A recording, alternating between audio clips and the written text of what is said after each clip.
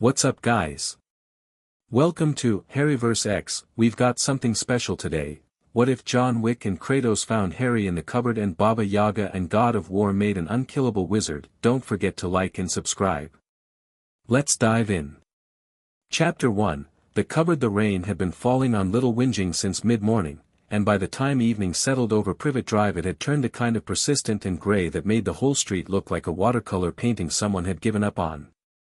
The houses sat in their identical rows, garden gnomes slightly askew from the wind, recycling bins lined up with military precision, net curtains twitching at windows where the neighbors watched the rain and pretended they weren't watching each other. Number 4 looked exactly like number 3 and number 5. That was the point. That was, in fact, the entire personality of the street. John Wick stood at the corner of Magnolia Crescent and watched the house with the patient stillness of a man who had learned long ago that rushing was how you died. He was dressed plainly, dark jacket, dark trousers, shoes that cost more than most people's monthly rent, and he had a cup of coffee in his hand that had gone cold 20 minutes ago. He hadn't touched it since.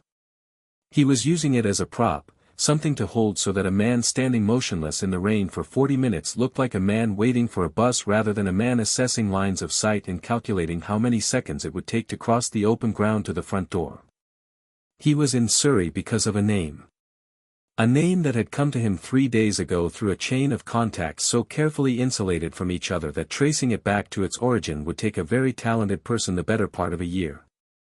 The name was Vernon Desley, and Vernon Desley had, 6 months prior, been present at a meeting in a hotel in Brighton where certain arrangements had been made regarding the movement of certain people across certain borders.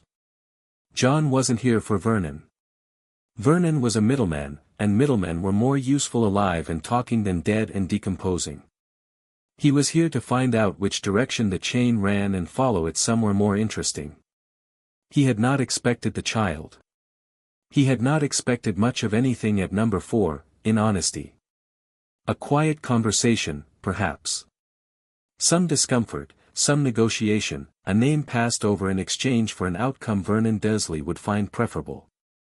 John was very good at that kind of conversation. What he had not expected, when he circled the house once with the calm thoroughness of a man reading a map, was the small sound coming from the gap beneath the stairs. He stopped at the side of the house. The sound was faint, almost nothing. A child, he thought. Young. Trying very hard not to make any noise and not quite managing it. The kind of crying that had learned to be quiet, which was somehow worse than the loud kind, because the loud kind hadn't been trained yet. John stood for a moment in the rain with his cold coffee and listened, and something happened in his chest that he had no useful language for. He put the coffee cup on the windowsill and went around to the front door. He rang the bell at 7:14 in the evening, and the door was opened by a very large man with a thick neck and a mustache that seemed to be compensating for something. Vernon Desley looked at John the way men like Vernon always looked at men like John, with the immediate, instinctive bristling of someone who recognized, on some animal level, that the person in front of them was a different category of creature entirely, even if they couldn't have articulated why. Yes. Vernon said, making the word a small act of territorial aggression. Mr. Desley. John's voice was even. I'd like to come in. I don't know who you are, you don't need to. John looked at him with eyes that were entirely calm and said, very simply, I'd like to come in, and I think you prefer that to the alternative. Vernon Desley was not a perceptive man, but he was not entirely stupid, and something in the way the man at his door said alternative made the word feel like a door with something very heavy on the other side of it. He stepped back.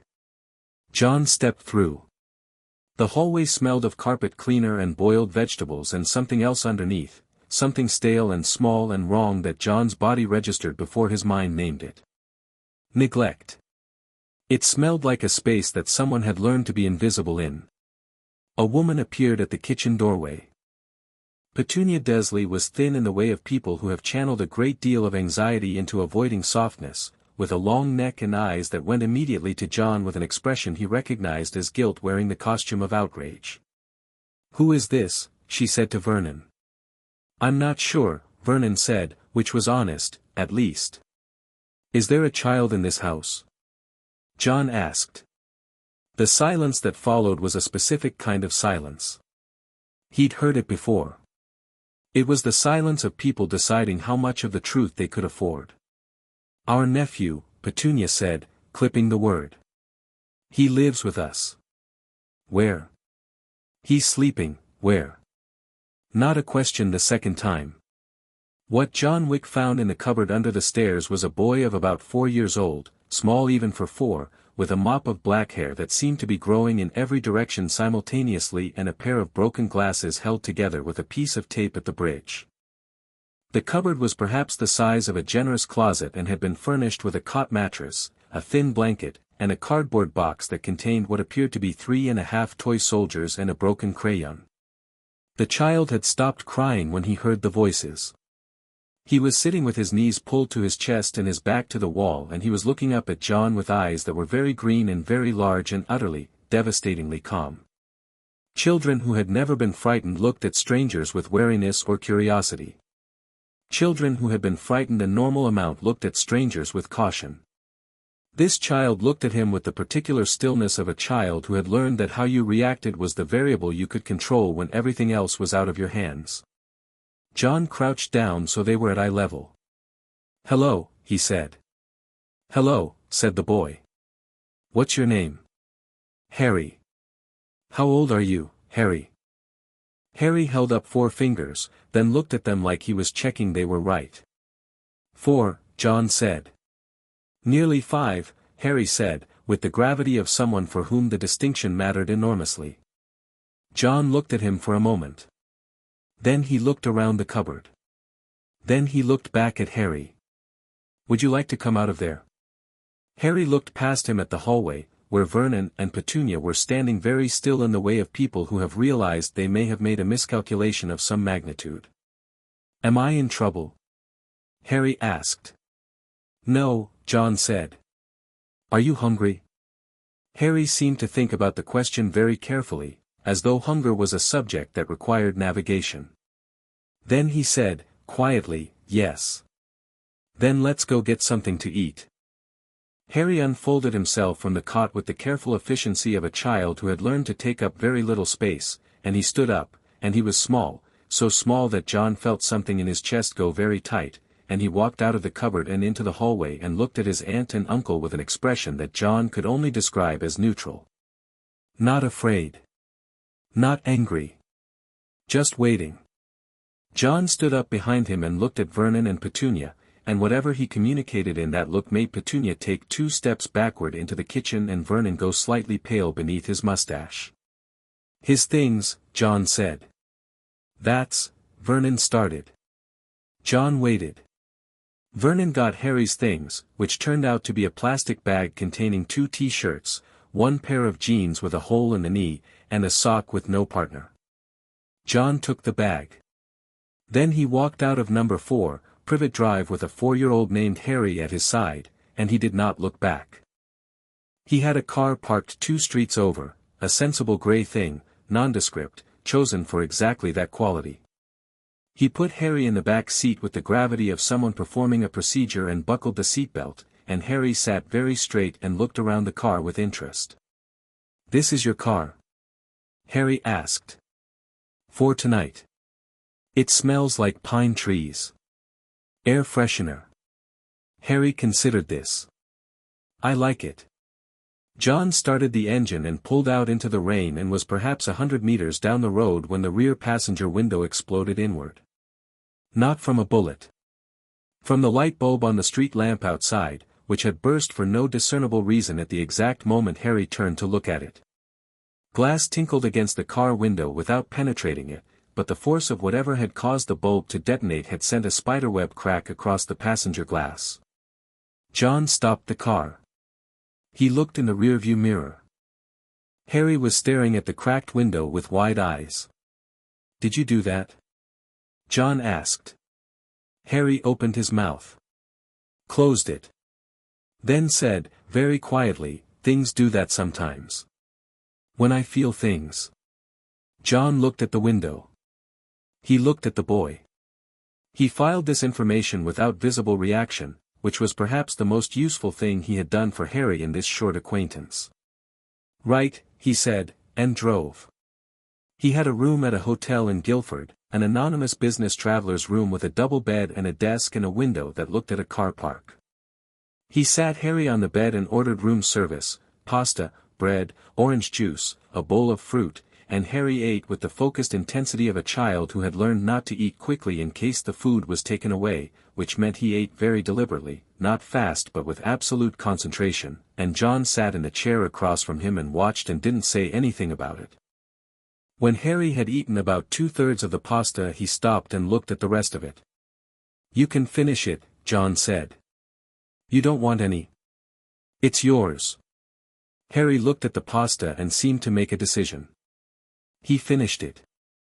He was licking the bowl, with the unself-conscious pragmatism of a child who had not yet been taught that this was embarrassing, when John's phone rang. He answered it. "The asset," said the voice on the other end. "One of the Bowery King's people. A coordinator. Someone John worked with when circumstances required." "Change of plans," John said. "The meeting with Desley is not a priority right now." A pause. "What happened?" John looked at Harry, who had finished the bowl and was now carefully breaking the bread into equal pieces with the methodical focus of a small scientist. "I found something," John said. He hung up. Harry looked at him over the bread. "Are you a policeman?" "No." "A soldier?" John thought about it. "Something like that." "My aunt said my mum and dad were in a car crash," Harry said, matter-of-factly. "And that's why I live with them." "Do you believe her?" Harry looked at the bread. "She doesn't look like she's sad about it," he said, with the simple, devastating accuracy of a child who had no framework yet for why that observation mattered. "People are supposed to be sad when people die." John said nothing for a moment. Then he said, "You're right. They are." Harry looked up at him. His eyes, behind the cracked glasses, were remarkably direct. "Are you sad about something?" "Yes," John said. "Me too," said Harry, and popped a piece of bread in his mouth with the finality of someone closing a subject they'd decided to set down for the night. John reached over and took the other half of the bread and ate it. Harry watched him, then smiled, small and quick and surprised, like a smile that hadn't expected to be needed that evening, and that was that. The second complication arrived at 11:37 in the form of a knock on the hotel room door that was not the knock of someone who worked at a hotel. John had put Harry to sleep on the bed. The boy had gone out with the immediate totality of a child whose body had decided the day was over and taken the executive decision without consulting anyone, and had been sitting at the desk running through options when the knock came. 3 knocks, each perfectly even, spaced with the patience of someone who was in no hurry because they were very confident the door would be answered. John stood up. He took the Glock from the back of his waistband and held it loosely at his side and opened the door. The man in the hallway was enormous. That was the first thing. He was roughly the width of a standard doorframe and roughly the height of a problem you'd been trying to avoid, with arms that looked like they'd been designed to hold something much heavier than was reasonable. He was dressed in what appeared to be extremely simple dark clothing that looked wrong on him, like a creature that had been handed civilian clothes and put them on because someone explained that this was what you did. His skin was gray-white in the way of ash and old stone, marked with red across his face in lines that John clocked as deliberate markings, ritual, or earned, or both. His beard was close-cropped and his eyes, which were gold and cold and very old, looked at John's gun with the polite disinterest of someone presented with a butter knife. Behind him in the hallway, looking at this scene with the expression of a hotel employee having the worst night of his professional life, was a porter who had presumably been escorting this man to the wrong room. "I'm looking for the child," said the enormous man. His voice had a quality like stone moving against stone, like something geological happening slowly. "He's not available," John said. "I am not here to harm him." "That's what everyone says."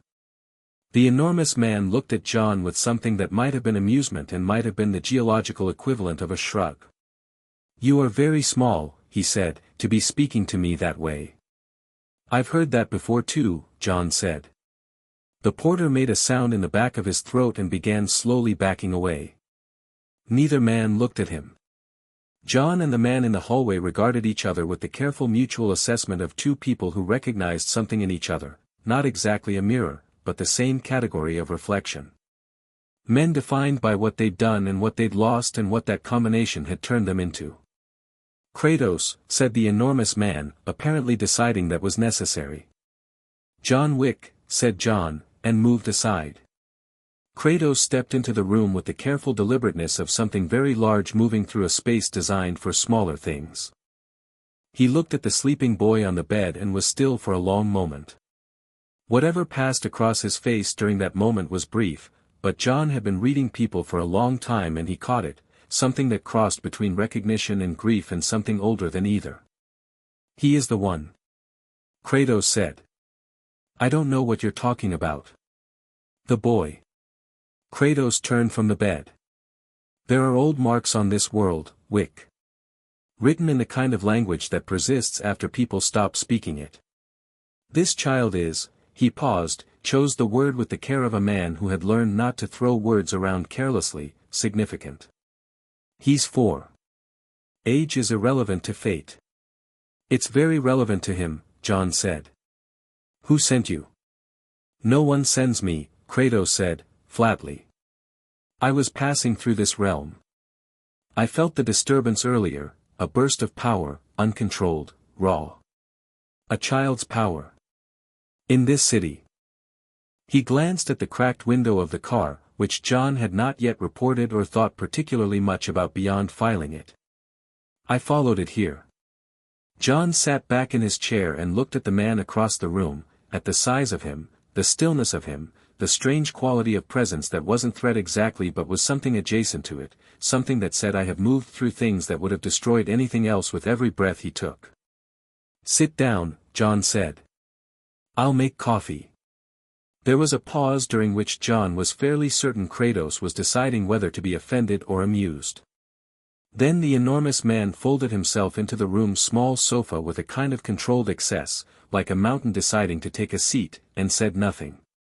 John made the coffee.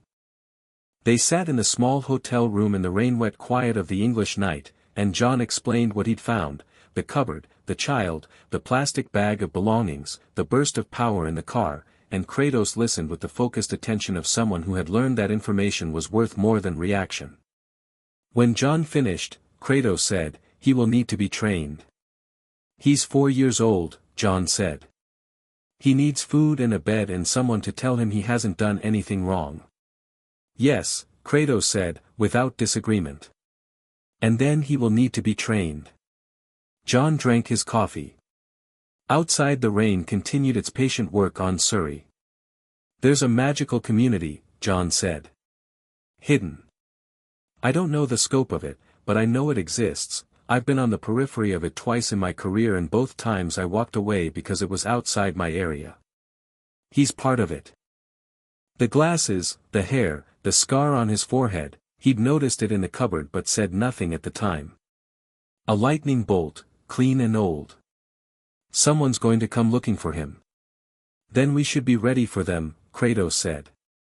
They might have a claim. Many people claim things they do not own, Kratos said, and the flatness in his voice suggested this was a lesson he had learned at significant personal cost. From the bed, Harry turned over in his sleep and made a small sound, and both men looked at him, the enormous grey warrior and the quiet man in the dark jacket, and it was a strange tableau, and probably nobody else in the world could have read it correctly except as threatening. What it actually was, though, was something closer to a vigil. You have a son, John said. It wasn't a question. He'd made Kratos during the first 10 minutes. A very long pause. Yes, Kratos said. So do I, John said. Had. Another pause, longer. The rain. This child is not a replacement, Kratos said, very carefully. Like the words were edges. No, John agreed. But he is here, Kratos said. And he should not be in a cupboard. No, John agreed. He shouldn't. They sat with that for a while. Harry slept. At some point past midnight, Harry woke up and sat upright in bed and looked at Kratos with absolutely no fear whatsoever.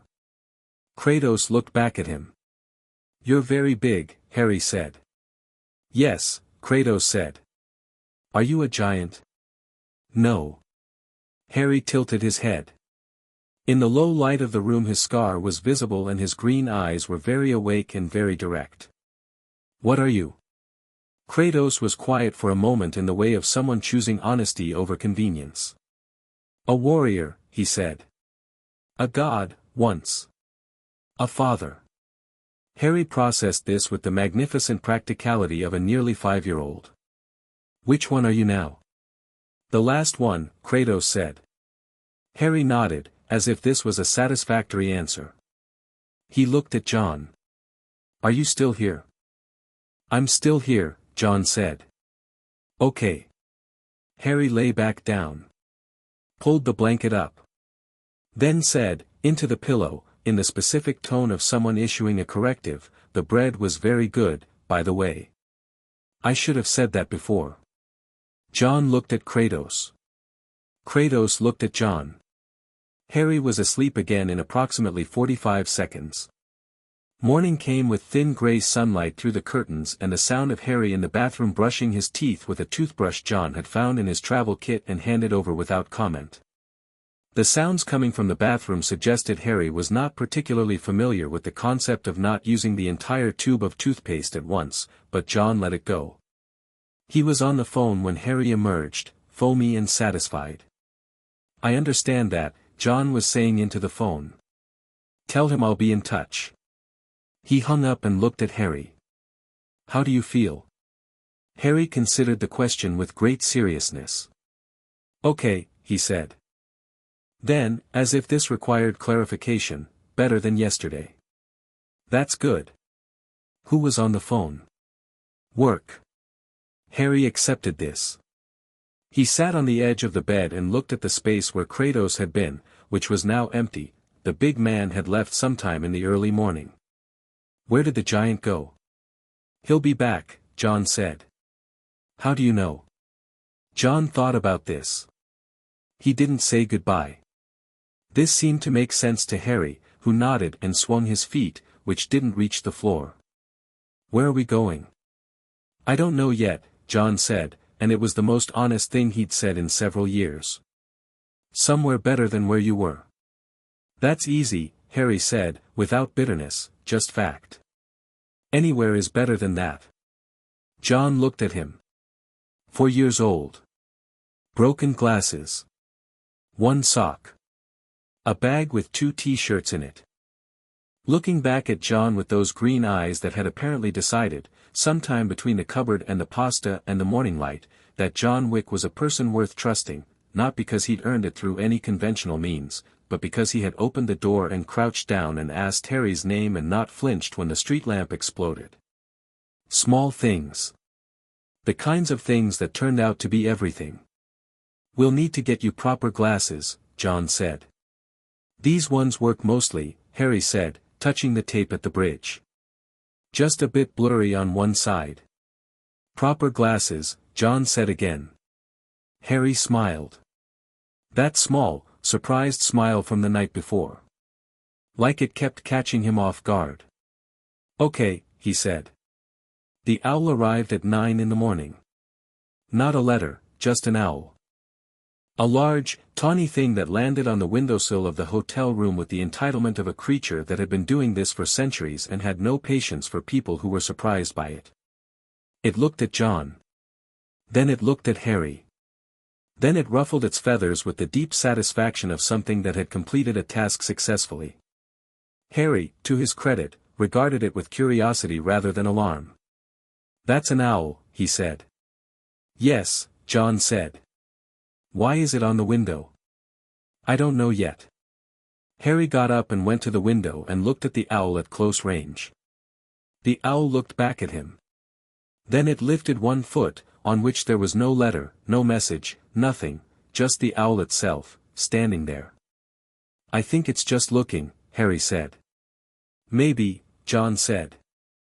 He was reaching for his phone when the owl did something that he had not expected. It made a sound, low and resonant, not the typical hoot of an owl but something almost deliberate, almost shaped, and every other bird in the vicinity, pigeons, sparrows, a pair of startled crows on the hotel roof, went completely silent at once. Harry turned to John with his eyes very wide. "Did you feel that?" Harry asked. "No," John said. "Did you?" It was like, Harry pressed his hand flat against his chest. "Here." Like something answering. The owl looked at Harry, and Harry looked at the owl, and the morning light came through the window and turned everything gold for a moment, and John Wick, who had not believed in magic or fate or anything particularly organized about the universe, stood in a hotel room in Guildford with a child who had cracked a street lamp with his feelings and an owl that had come to look and not to deliver anything except some kind of wordless acknowledgement, and thought, right. Okay. This is what's happening now. He picked up the phone and called the only person he knew who might have useful information about invisible communities full of people with owls. Sharon answered on the second ring. "I need information," John said. "You always need information," Sharon said. "And yet you never come to the hotel anymore." "I've been busy." "I heard." A pause. "There's a rumor that you left Surrey last night with a child and a god." "I assumed it was exaggeration." "It wasn't." "Ah." Another pause, longer. "The boy with the scar." John was quiet. "The magical community has been looking for him since he was 15 months old," Sharon said, in the careful tone of someone reading from a very complicated ledger. "He was placed, by someone very old and very powerful and very confident in his own judgment, with a Muggle family in Surrey. The placement was deliberate. There is a man, Albus Dumbledore, the headmaster of a school called Hogwarts, who has been watching the placement from a distance. He believes the boy is safe. He believes the arrangement is necessary." "It wasn't," John said. "The arrangement." A long silence. "No," Sharon said. "I imagine it wasn't." "What's the school?" "A boarding school for young witches and wizards. The child will be invited to attend at 11. Before that, Dumbledore will expect him to remain with the Muggle family and be." Sharon paused, and it was the pause of a man choosing a diplomatic word for something that wasn't particularly diplomatic, managed. "He's not an asset. To Dumbledore, I think, he is." John looked at Harry, who had gotten the owl to step onto his arm, God knows how, but there it was, a tawny owl on the arm of a 4-year-old in a hotel room in Guildford, and was speaking to it in a low murmur with the focused courtesy of someone making a new acquaintance. "What happens if Dumbledore finds out where he is?" John asked. "He will send people," Sharon said. "Politely, at first. And after politely?" "He is very old and very powerful," Sharon said, "and he is very certain he is right. Those three things together tend to produce a specific kind of persistence." John looked at Harry and the owl. "Good," he said. "We'll be ready." He hung up. Harry turned around and the owl turned with him, swiveling its head with the smooth owlish precision of a creature that had decided it was staying. "Can I keep it?" Harry asked. John thought about the logistics of a 4-year-old, a hotel room, a magical community looking for them, and a tawny owl that had shown up uninvited. "Yes," he said. Harry's smile that time wasn't small or surprised. It was the full version, wide and real and a little bit radiant, the kind of smile a child had when they had not expected something good and gotten it anyway. The owl ruffled its feathers and looked at John with what could only be described as approval. John picked up his jacket. "We're leaving," he said. "We need a plan." "What kind of plan?" Harry asked. "The kind where we figure out who you are," John said, "before someone else decides for us." Harry nodded. He kept the owl on his arm as he got his bag, the plastic bag, the 2 t-shirts, the single sock, and walked to the door with the gravity of someone beginning something, even if they couldn't have said yet what it was. John opened the door, and they walked out into it. Kratos was in the car park. He was standing beside a vehicle that was not John's rental, a large, dark, unremarkable 4x4 that had appeared from somewhere with the inevitability of something that had always been going to be there, and he was looking at his phone with the specific expression of a man who found the device personally offensive but was using it anyway. Harry walked across the car park and stopped in front of him and looked up at the considerable distance to Kratos' face. "You came back," he said. Kratos put the phone away. He looked at the owl on Harry's arm. Then at Harry.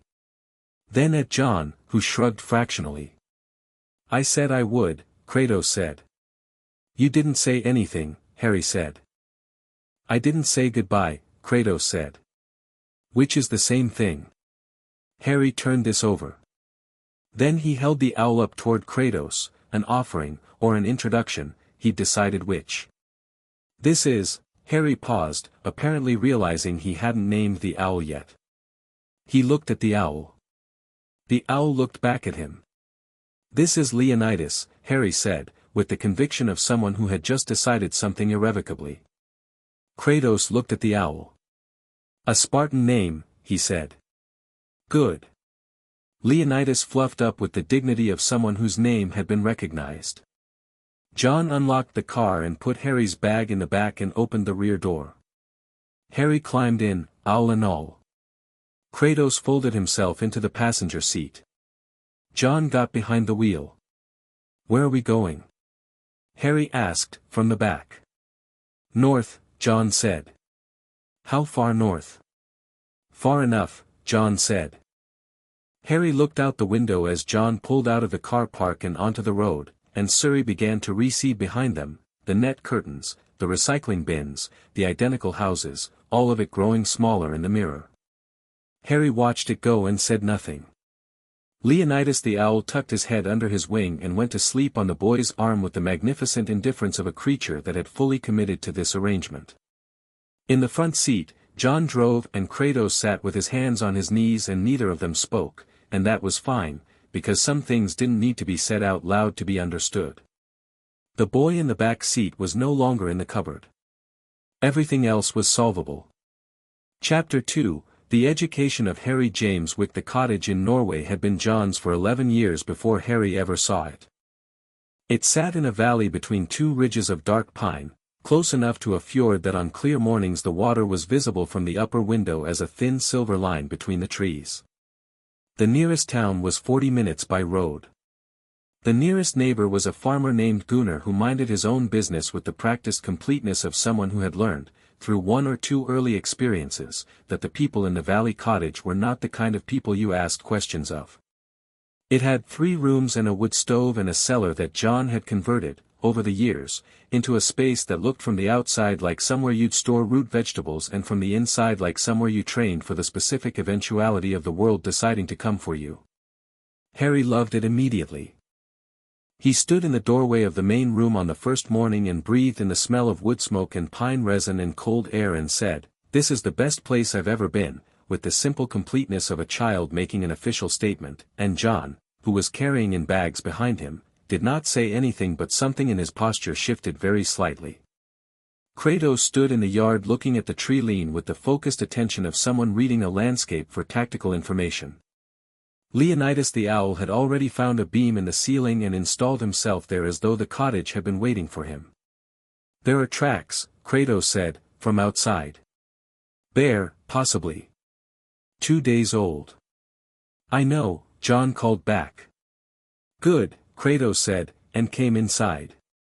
The first weeks were about getting Harry sorted, proper glasses, clothes that fit, food at regular intervals. These things sound simple. They were not, because Harry had developed a set of habits around all 3 that required gentle dismantling. He hid food. John discovered this on the 4th day when he found a piece of bread tucked behind the wood pile near the stove, wrapped in a napkin with the careful deliberateness of someone making a contingency plan. He left it there. He started putting fruit in a bowl on the table that was always full and never commented on. Within 2 weeks Harry had stopped hiding food. It took 3 months before he stopped checking the bowl first thing every morning with that particular quality of watchfulness, the look of someone waiting for the good thing to disappear. The glasses were easy, an optometrist in Bergen who asked no unnecessary questions and had the professional inscrutability of someone who had provided services to unusual clients before. Harry sat in the examination chair with his feet swinging and gave answers with meticulous accuracy and walked out wearing a pair of round frames that suited him perfectly, and he kept touching them on the way back to the car with the tentative wonder of someone experiencing a specific kind of clarity for the first time. "Everything's sharp," he said, looking out the window of the car. "I didn't know it was supposed to be like that."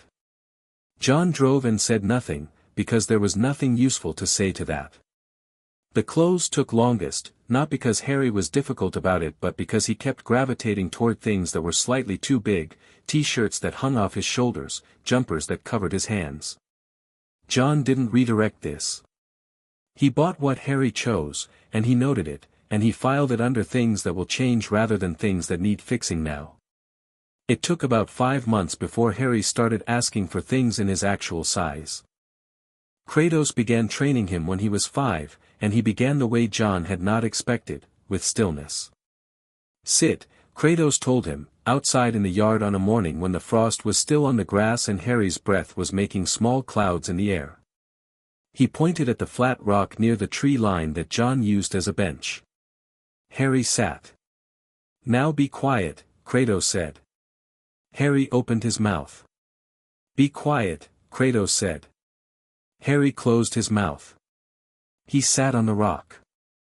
Kratos stood about 10 meters away with his arms folded and said absolutely nothing. 5 minutes passed. Harry's feet started swinging.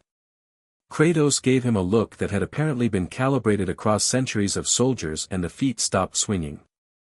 10 minutes. 15.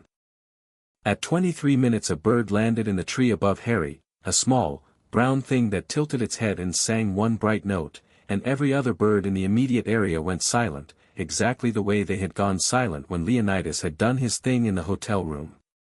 Harry's eyes went wide and he looked at his hands, and John, watching from the cottage window with a cup of coffee, saw the brief shimmer in the air around the boy, something like heat distortion, like the space around him had briefly decided to be slightly different from what it was before, and then it settled, and the bird started up again, and Harry looked up at Kratos. "Did you feel that?" Kratos asked, his voice entirely neutral. "Yes," Harry said. "What did it feel like?" Harry thought. "Like something that wanted to come out and I let it come out a bit. And then I pulled it back." Kratos was quiet for a moment. "Again," he said. "How?" "You tell me." Harry looked at his hands again.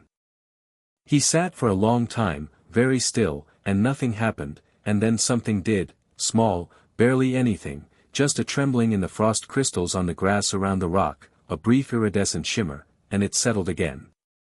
"Good," Kratos said. Harry beamed. "Do not beam," Kratos said. "You controlled something. It is a beginning. Beginnings are not achievements. They are the place from which the work starts." Harry tried to rearrange his face into something more serious. He mostly got there. "Okay," he said. "Again." "Again," said Kratos.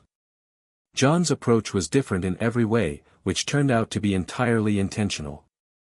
Where Kratos worked with Harry on stillness and the slow development of control over his power, John worked on everything else, and he meant everything else with a comprehensive breadth that Harry initially found baffling and later understood to be one of the most important things anyone had ever done for him. At 5 and 6, it was languages. John spoke to Harry in English, French, and Russian in rotating patterns with no announcements of which was happening. Harry adapted with the terrifying speed of a young child dropped into a linguistic environment, and by the time he was 7 he was moving between all three without thinking about it, and John had added a fourth, German, because they were in Europe and because John believed a person should know their immediate geography in more ways than one. At 6 and 7, it was maps. Not screen maps, paper ones, spread on the table after dinner, while Leonidas watched from his beam and Kratos read whatever he was reading, which was always either very old or very thick and sometimes both. John would put a finger on a place and ask Harry to route them there from the cottage by 3 different methods. Harry started with roads. John made him find the ones without roads. Harry found those. John told him to find the way that avoided the main valleys. It became a game eventually, then a habit, then simply the way Harry looked at space, always with a sense of where can I go from here, running underneath, quiet and useful. The physical training started gently. Running the ridge. Swimming in the fjord even in winter, which Harry announced was genuinely terrible every single time without exception, and which he also never refused to do. Climbing. Balance work. The fundamentals of body mechanics that John knew better than he knew most things, how to fall without breaking, how to move without announcing yourself, how weight worked as an asset or a liability depending on how you used it. Harry was small. He stayed small, even as he got stronger. He had his mother's light build, as John understood from the limited information he'd assembled about Lily Potter in the months after Surrey. John didn't treat the smallness as a problem. He built training around it, the same way water finds the path that suits the terrain. You are not going to win a contest of force against someone larger than you, John told him, when Harry was 7, sitting at the table after a session in which Harry had been repeatedly and efficiently put on the ground by a series of scenarios John had set up with training equipment in the cellar. I know, Harry said, rubbing his elbow. Force is a tool. Tools are chosen for the job. What are your tools? Harry thought about it. I'm fast, he said. I'm low to the ground. He hesitated, I can feel when something's about to happen. Not always. Sometimes. That's 3 tools, John said. Build on those. Kratos says I should develop power. Kratos is 3 times your size and has been building power since before your civilization existed, John said, with the flat practicality of a man stating meteorological fact. You can develop power. You should. But don't mistake someone else's strongest tool for yours. Harry nodded. Then he looked up. What are your tools? John looked at him for a moment. Patience, he said. Accuracy. The ability to make the problem think it's winning until it isn't. Harry looked at this from several angles. That's sneaky, he said. Yes, John said. Cool, Harry said. The first time someone from the magical community found them, Harry was 6 years old and it was spring and he was out on the ridge with Leonidas on his arm working on getting the owl to fly a specific route and return, which was harder than it sounded because Leonidas had strong opinions about his own itinerary. John clocked the man from the ridge before the man had made it past the tree line.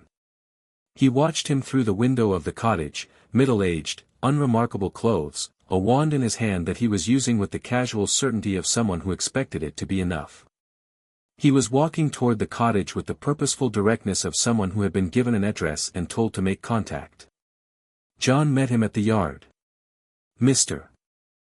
Wick, the man said, and his tone was the tone of someone who had done his research and was trying to strike the right balance between authority and reasonableness.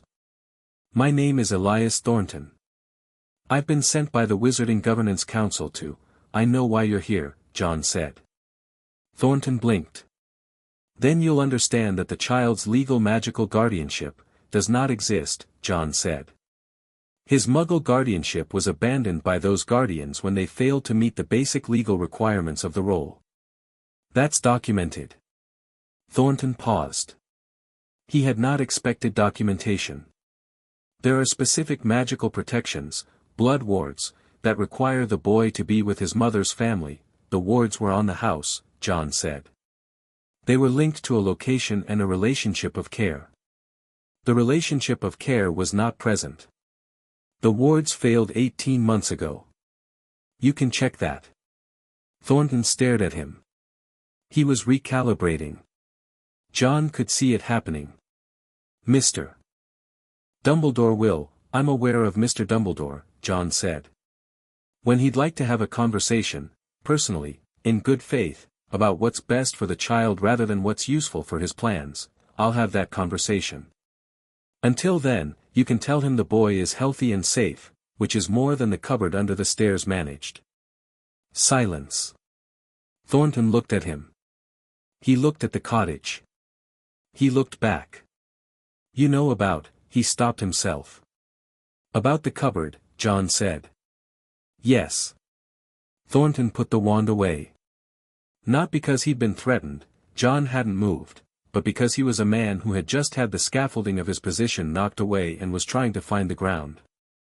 "I'll relay your message," he said. "Good," John said. Thornton left. Kratos materialized from somewhere in the trees, which he was able to do in a way that John respected and Harry thought was the single greatest skill in the world and had been trying to replicate with limited success. "He will come back," Kratos said. "They'll send someone else next time," John said. "More senior. Let them. There may eventually be enough of them to make it complicated." Kratos looked at him. "There are not enough of anything to make it complicated for the two of us," he said, without particular emphasis, just stating a navigational fact. John thought about this and found he couldn't argue with it. Harry found out about his parents when he was 7, because John decided that the truth was better when it wasn't a surprise, and surprises about important things tended to arrive at the worst possible moments. He told him on a Sunday evening when the fire was going and the first heavy snow of winter was beginning to come down outside and Leonidas was asleep on his beam and Kratos was somewhere, outside probably, because Kratos sometimes sat in the snow and meditated with the equanimity of a creature who found cold irrelevant. Harry sat at the table with his hands around a mug of hot chocolate that John had made without being asked, a development that still happened irregularly but had normalized enough that Harry no longer looked startled by it, and John sat across from him and told him the truth. Not all of it.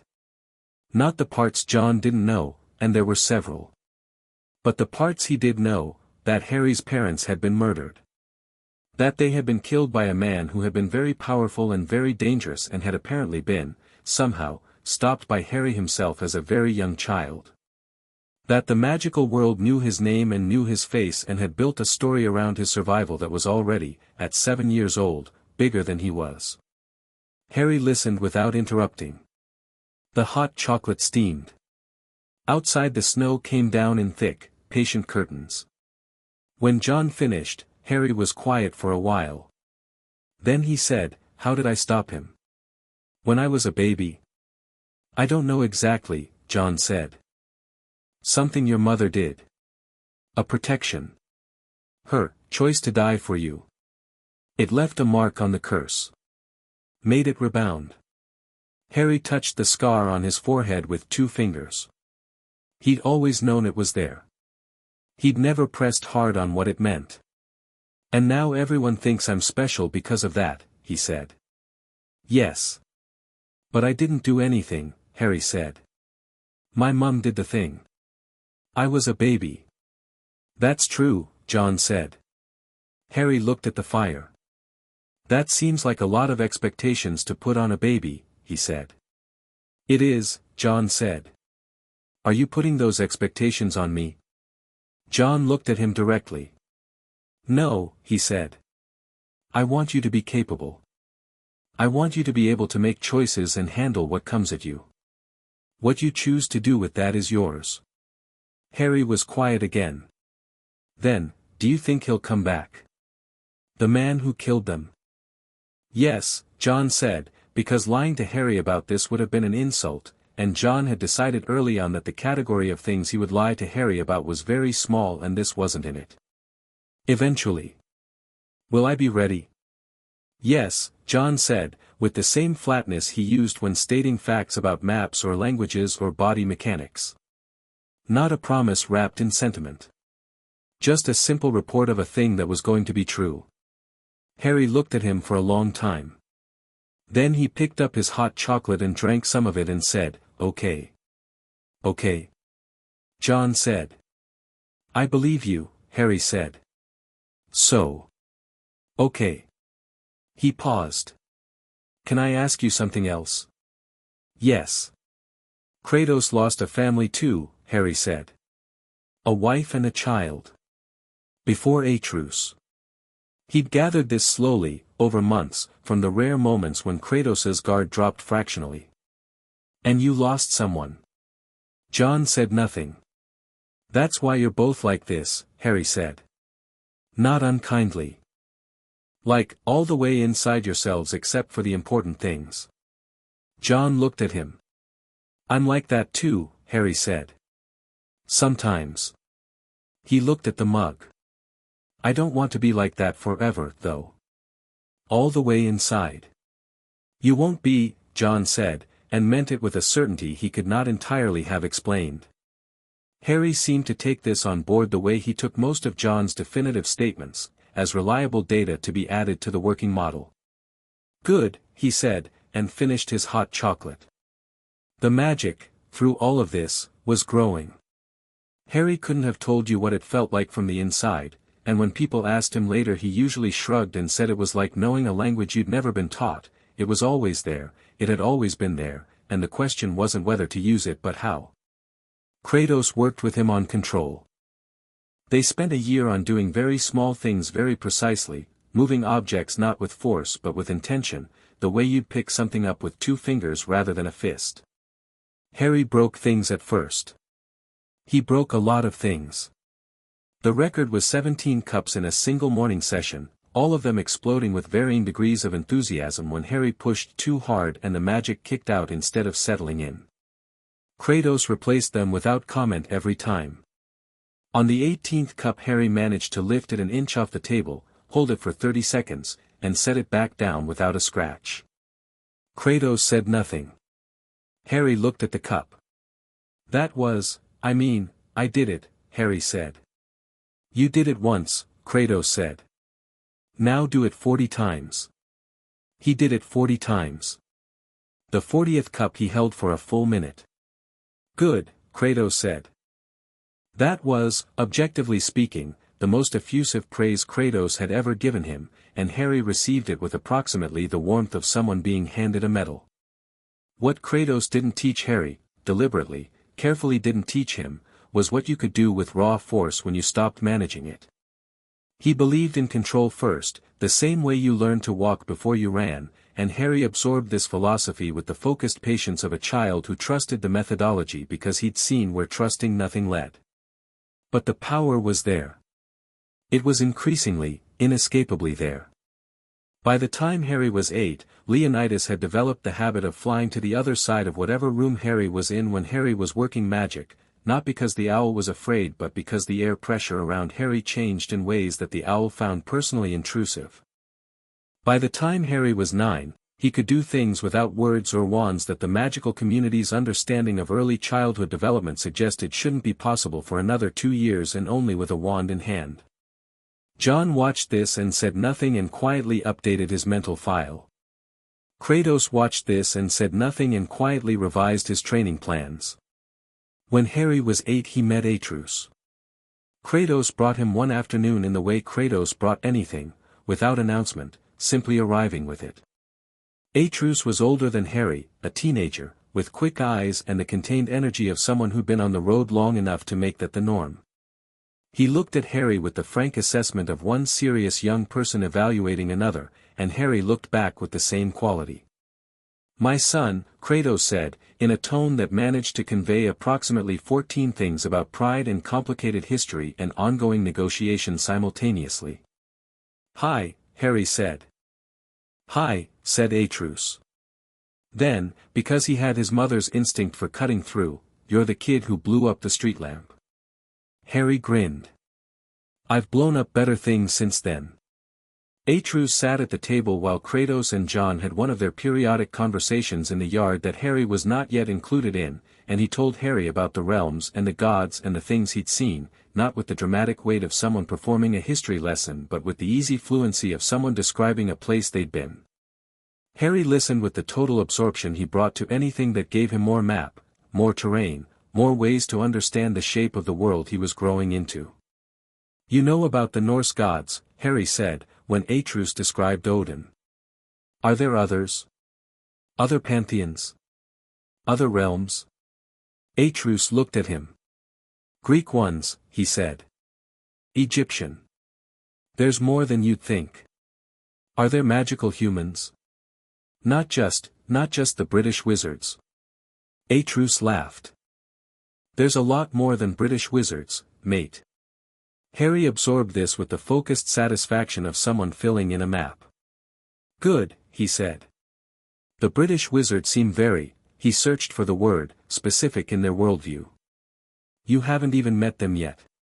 No, Harry said, but I've met 3 of their advanced people and they all had the same expression. Like they'd been very confident about something and then something went wrong. Atrus grinned. That's what my dad does to people. John too, Harry said.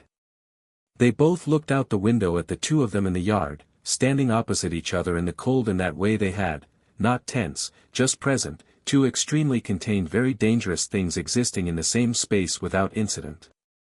Are they friends? Atrus asked. Harry considered the question. I think there's something else, he said. Something that doesn't have a word for it. Like, they don't like each other all the time, but they trust each other completely. Atrus nodded slowly. Yeah, he said. I know what that is. He stayed 3 days and left on the 4th morning with the equanimity of someone for whom leaving was simply the mode of being. He hugged Harry at the door, the slightly awkward, briefly fierce hug of 2 young people who don't entirely know yet what they are to each other but know it's something, and then he was gone. Harry stood in the doorway with Leonidas on his shoulder and watched the road. He'll come back, Kratos said, behind him. How do you know? Harry asked, same as he'd asked John in the hotel car park. Because he didn't say goodbye, Kratos said. Harry smiled. You planned that, he said. I planned nothing, Kratos said, which Harry didn't believe for a second. They moved 3 times in the years between Surrey and Hogwarts. Once to a different valley in Norway, tactical relocation, which Harry was included in the planning of by the time it happened and contributed meaningfully to by suggesting the approach route that gave them the best coverage on 2 sides. Once to Iceland for 8 months, which Harry described as Norway but louder and with more volcanoes, which Kratos took mild exception to. Once to Scotland, 14 months before his 11th birthday, to a place in the Cairngorms that John had been given through a chain of contacts so quiet and so deep that even Karen's network only knew the roughest outline of it. Scotland felt different. Not just the landscape, though that was different, rougher, darker, the hills pressing in with the intimate weight of very old country. It felt different because John felt different in it, a very slight but perceptible shift in the quality of his attention, like a man who had finally turned to face the direction he'd been orienting toward for years. The school is in Scotland, Harry said, on the first evening in the new place, sitting at the window looking out at the hills in the dusk. Yes, John said. You brought us here so you could see it. I brought us here because the property is defensible and the network access is better. And so you could see it, Harry said. John was quiet for a moment. And so I could see what we were dealing with, he said, which was as close to agreeing as he was going to get. Harry turned from the window. He was 10 now, and the years had built something in him that was hard to name but easy to see, a quality of settledness, of centeredness, that had nothing to do with stillness and everything to do with the simple fact that he knew exactly who he was and had no particular confusion about it. He was small for his age and built like a quiet storm and wore his round glasses with the unself-conscious ease of someone who'd long since made them part of himself. He smiled easily and laughed often and was, in all the ways that mattered for daily life, just a kid, curious, warm, occasionally exasperating, funny in a dry way that he'd absorbed from approximately equal parts John and Kratos. But when he was working, or when something required his full attention, there was this other quality. A stillness at the center of him. A sense of depth, like looking at water that appeared shallow until you leaned out over it. Are you nervous? Harry asked. About what? John said. About me going, Harry said. To the school. John looked at him with the direct calm that was his baseline. Are you? No, Harry said. Then neither am I, John said. Harry grinned. That's not how emotions work. It's how mine work. That's not healthy, Harry said, parroting back one of the occasional observations Atrus had made about both of the men in Harry's life with the comfortable irreverence of someone who loved the thing he was criticizing. Probably not, John said. Harry turned back to the window. I'm going to be fine, he said. You know I'm going to be fine. I know, John said. But you're going to worry anyway. Yes. And Kratos? Kratos will not say he is worried, John said. He will simply increase the training intensity for the remaining months and pretend that's unrelated. Harry laughed, the full version, bright and real. From upstairs Leonidas made a sound that was not quite approving but wasn't quite disapproving either, the sound of an owl that has developed complex opinions about the household in which it lives. Kratos did, in fact, increase the training intensity. The last year before Hogwarts was when the serious work happened. Not the fundamentals, Harry had those. Not control, he had that too, better than either of them had initially dared plan for. This was about application. About what you did when the situation was moving and the variables were changing and the tools you prepared for weren't the tools that turned out to be required. Kratos built him scenarios. Not comfortable ones. Forest routes at night with obstacles John was running independently. Water crossings in poor weather.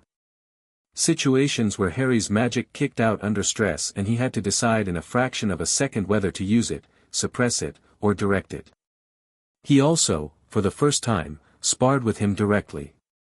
The first time he hit Harry hard enough to knock him off his feet, Harry sat in the grass with his ears ringing and looked up at the enormous grey figure standing over him and said, quite clearly, that was rude. In a real fight, your opponent will not be polite, Kratos said. I know, Harry said, getting up. I'm pointing out that you could stand to be polite. I stood still and let you come at me for 3 minutes, Kratos said. I was very polite. You could have said something encouraging. Your footwork was acceptable, Kratos said. Harry stared at him. Acceptable, he said. It was better than acceptable, Kratos said, with visible reluctance. Your footwork was good. Your attack angles were imaginative. Your use of momentum was, a pause, clearly costing something, impressive.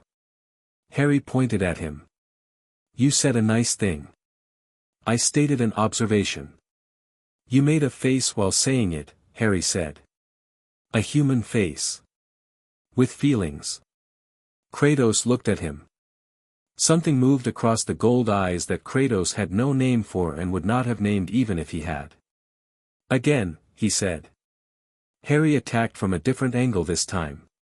He was on the ground again in 40 seconds but he'd made Kratos shift his weight, which was the first time he'd done that, and they both knew it. The letter arrived on a Tuesday morning, 3 weeks after Harry's 11th birthday. Harry was at the kitchen table eating toast when it came through the window, not through the post slot, because whoever sent Hogwarts letters had apparently not grasped the possibility of secure premises, delivered by an owl that was not Leonidas and looked vaguely embarrassed about it. Leonidas regarded the messenger owl from his beam with the territorial disdain of a bird who had developed strong feelings about his home. Harry took the letter. Opened it. Read it with the expression of someone checking a timetable. It came, he said. John, at the other end of the table, put down his coffee. Yes. Hogwarts School of Witchcraft and Wizardry, Harry read. Headmaster, Albus Dumbledore. He looked up. He's still headmaster. Yes. Harry set the letter down and drank his orange juice and looked at nothing for a moment. Then he said, he's going to be surprised when he sees me. He's been surprised since Surrey, John said. Harry grinned. Good, he said. He picked up the letter again. Can I go? John looked at him. Not the look of someone deciding. The look of someone who has already decided and is marking the moment. Yes, he said. From the beam, Leonidas made a sound that was unmistakably smug. I'll need school things, Harry said. Diagon Alley, John said. We'll go this week. You're coming. Both of us, John said. Yes. Harry looked at the letter again. Hogwarts. Dumbledore. The magical world he'd been preparing for since he was 4 years old, since a hotel room in Guildford with pasta and cold coffee and an owl on the windowsill. Right then, he said, with the uncomplicated confidence of someone who has spent 6 years training for a moment and has no particular anxiety about it because they know, in the bones, that they are ready. He finished his toast. Leonidas spread his wings on the beam above and looked down at the letter with the ancient satisfaction of something that has been waiting for this for a very long time. Outside the Cairngorms morning was clear and cold and brilliant, the hills lit gold by the young sun, and Harry went upstairs to start making a list. Chapter 3, The boy who walked in Diagon Alley hit Harry like a sound he'd been hearing at a distance his whole life and had finally walked close enough to hear properly. He stepped through the leaky cauldron, John on his left, Kratos on his right, Leonidas pointedly left at home after a brief and one-sided argument, and came out into the alley on the other side of the brick wall and just stopped. Not from overwhelm. From the specific pleasure of a person whose map has just been confirmed accurate. He'd known this existed. Knowing it and standing in it were different things, and the difference was worth stopping for. The alley ran away from him in both directions, cobbled and crooked and absolutely packed with the specific chaos of a shopping district that had been built by people who found straight lines ideologically suspect. Apothecaries with barrels of ingredients stacked outside. An owl emporium from which a chorus of commentary floated into the morning air. A robe shop. A bookshop. A broomstick in a window with a small crowd of children pressed against the glass, and even Harry, who did not yet know what a Nimbus 2000 was, could recognize the quality of longing in those faces. The people were the best part. Witches and wizards in every configuration of dress, some in full robes, some in what appeared to be Muggle clothes assembled by someone who had read about Muggle clothes secondhand. An elderly woman walking 3 cats on a single lead who all appeared to be arguing with each other. 2 teenagers having a passionate disagreement in what might have been Bulgarian. A very small child sitting on a trunk outside Gringotts eating a chocolate frog with the dedicated focus of someone for whom nothing else in the world existed. This is extraordinary, Harry said, and meant it as pure architectural appreciation. He also clocked the first look in approximately 4 seconds. A woman buying a newspaper from a stand near the leaky cauldron entrance turned, glanced at the 3 of them, John, unremarkable and precise, Kratos, an event in himself, and then her eyes found Harry and went straight to his forehead and the scar that his hair almost but not quite covered, and her face did the thing. Harry had been prepared for the thing. He'd been prepared by John's methodical briefings on what to expect and Kratos's blunter summary which had been essentially, they will have expectations, correct them quickly. He'd filed both pieces of advice and had come to Diagon Alley with a very clear understanding of what he was walking into. The woman's face went through recognition, shock, delight, and the beginning of the reaching motion, the move toward him, the instinct to make contact with the famous thing. Harry smiled at her, a genuine and pleasant smile, and kept walking at exactly the same pace. First one, he said quietly, to John. Don't count, John said. You'll lose count before the bank. He was right. By Gringotts they had accumulated 6 looks, 2 open-mouthed stops, 1 woman who said, "Oh, it's him," to her companion with the reverence usually reserved for religious experience, and 1 small boy who pointed and said, "Mom, it's Harry Potter," at a volume that turned approximately 20 heads simultaneously. Kratos absorbed all of this with the expression of a man doing complex arithmetic in his head about crowd density and defensive angles. These people, he said, as they went up the marble steps, believe they know who he is. They know who they want him to be, John said. Same problem. Different scale. Yes. Harry listened to this exchange and filed it under things that matter and went through the doors into the bank. Gringotts was its own kind of magnificent. The goblins gave Harry the particular assessment of creatures who dealt in the real value of things and were therefore hard to impress with anything else. The head of the goblin who dealt with them was a narrow, ancient face above which resided an expression of comprehensive professional indifference. His name was Talonhook and he had apparently managed the Potter vault since before Harry was born. "Mr. Potter," Talonhook said, in a voice like financial instruments being sharpened.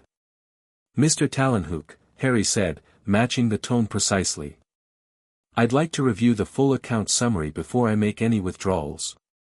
Including any standing orders or arrangements my account has been subject to since the death of my parents." A pause. Talonhook's eyes moved to John, then to Kratos, then back to Harry. "That is an unusual request for an 11-year-old, Talonhook said. "I imagine so," Harry said. "Is it possible?" "It is your account," Talonhook said, and something in his expression shifted fractionally, the goblin equivalent of a nod of respect, or possibly just of interest. The full account summary was indeed interesting. There were 3 standing withdrawals that Harry did not recognize, 2 of which had the fingerprints of Dumbledore's office all over them in the oblique administrative language of someone who had set up quiet arrangements and expected them to continue unexamined. Harry noted them with the calm of someone making an inventory. He didn't block them today. He noted them, which was a different and more useful thing. He took out enough gold for school supplies, thanked Talonhook with the courteous precision of someone who meant it, and walked out of Gringotts into the morning sun with the particular expression of a person whose suspicions have been confirmed and who finds that satisfying rather than troubling. "The standing withdrawals," John said, as they came down the steps.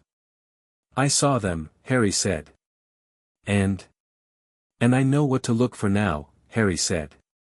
"Touching them before I understand the full picture would be the wrong move."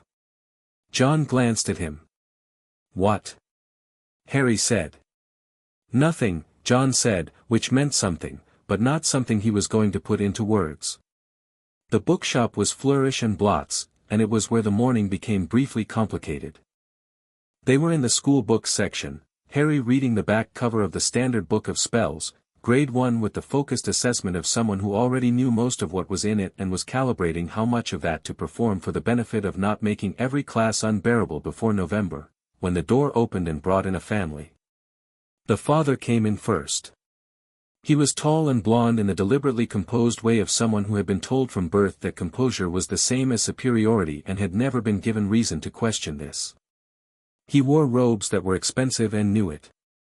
Behind him, a woman of similar blondness and a boy who shared both the hair and the composure and was looking around the bookshop with the proprietary ease of someone in their natural environment.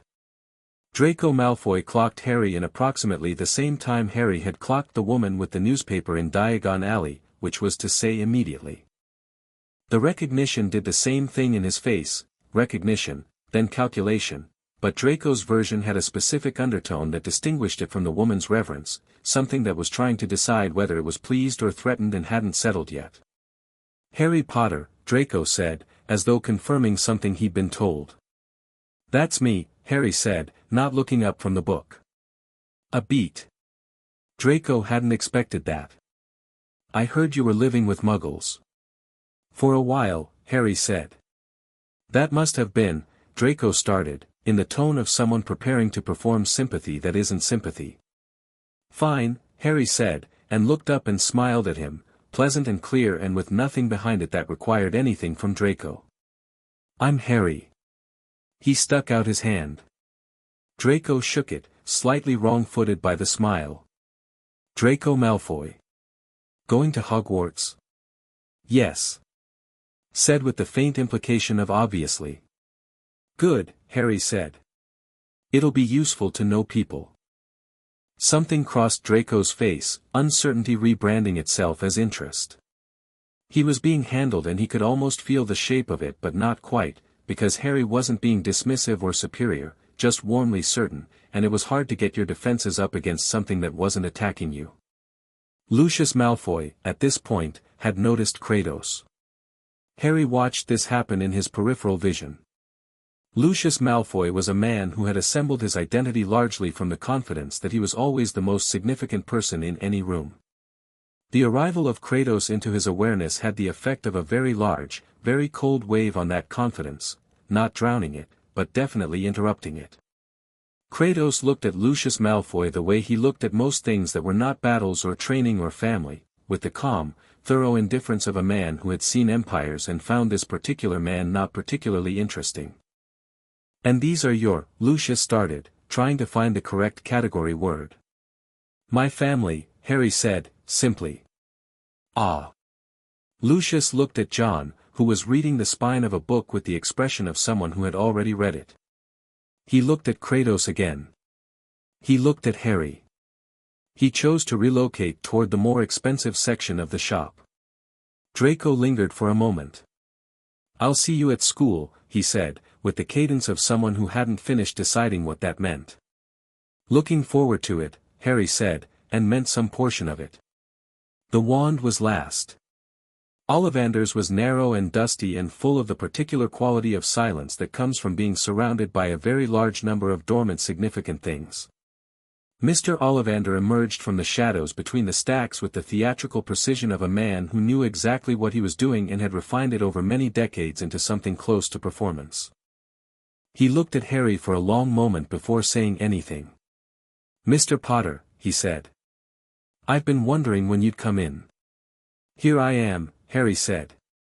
"Your parents' wands," Ollivander said, drifting with the slightly unfocused motion of someone whose attention was operating on a different level. "I remember them. Every wand I've ever sold. Your mother, Willow, 10¼ inches, swishy, very good for charms work. Your father, Mahogany, 11 inches, pliable, excellent for transfiguration. Wands are curious things, Mr. Potter. They choose the wizard." "I know," Harry said. Ollivander paused fractionally. "Do you? You put a core inside them," Harry said. "Something with power, unicorn hair, phoenix feather, dragon heartstring. And then the wood carries the character. The choice isn't random, it's resonance.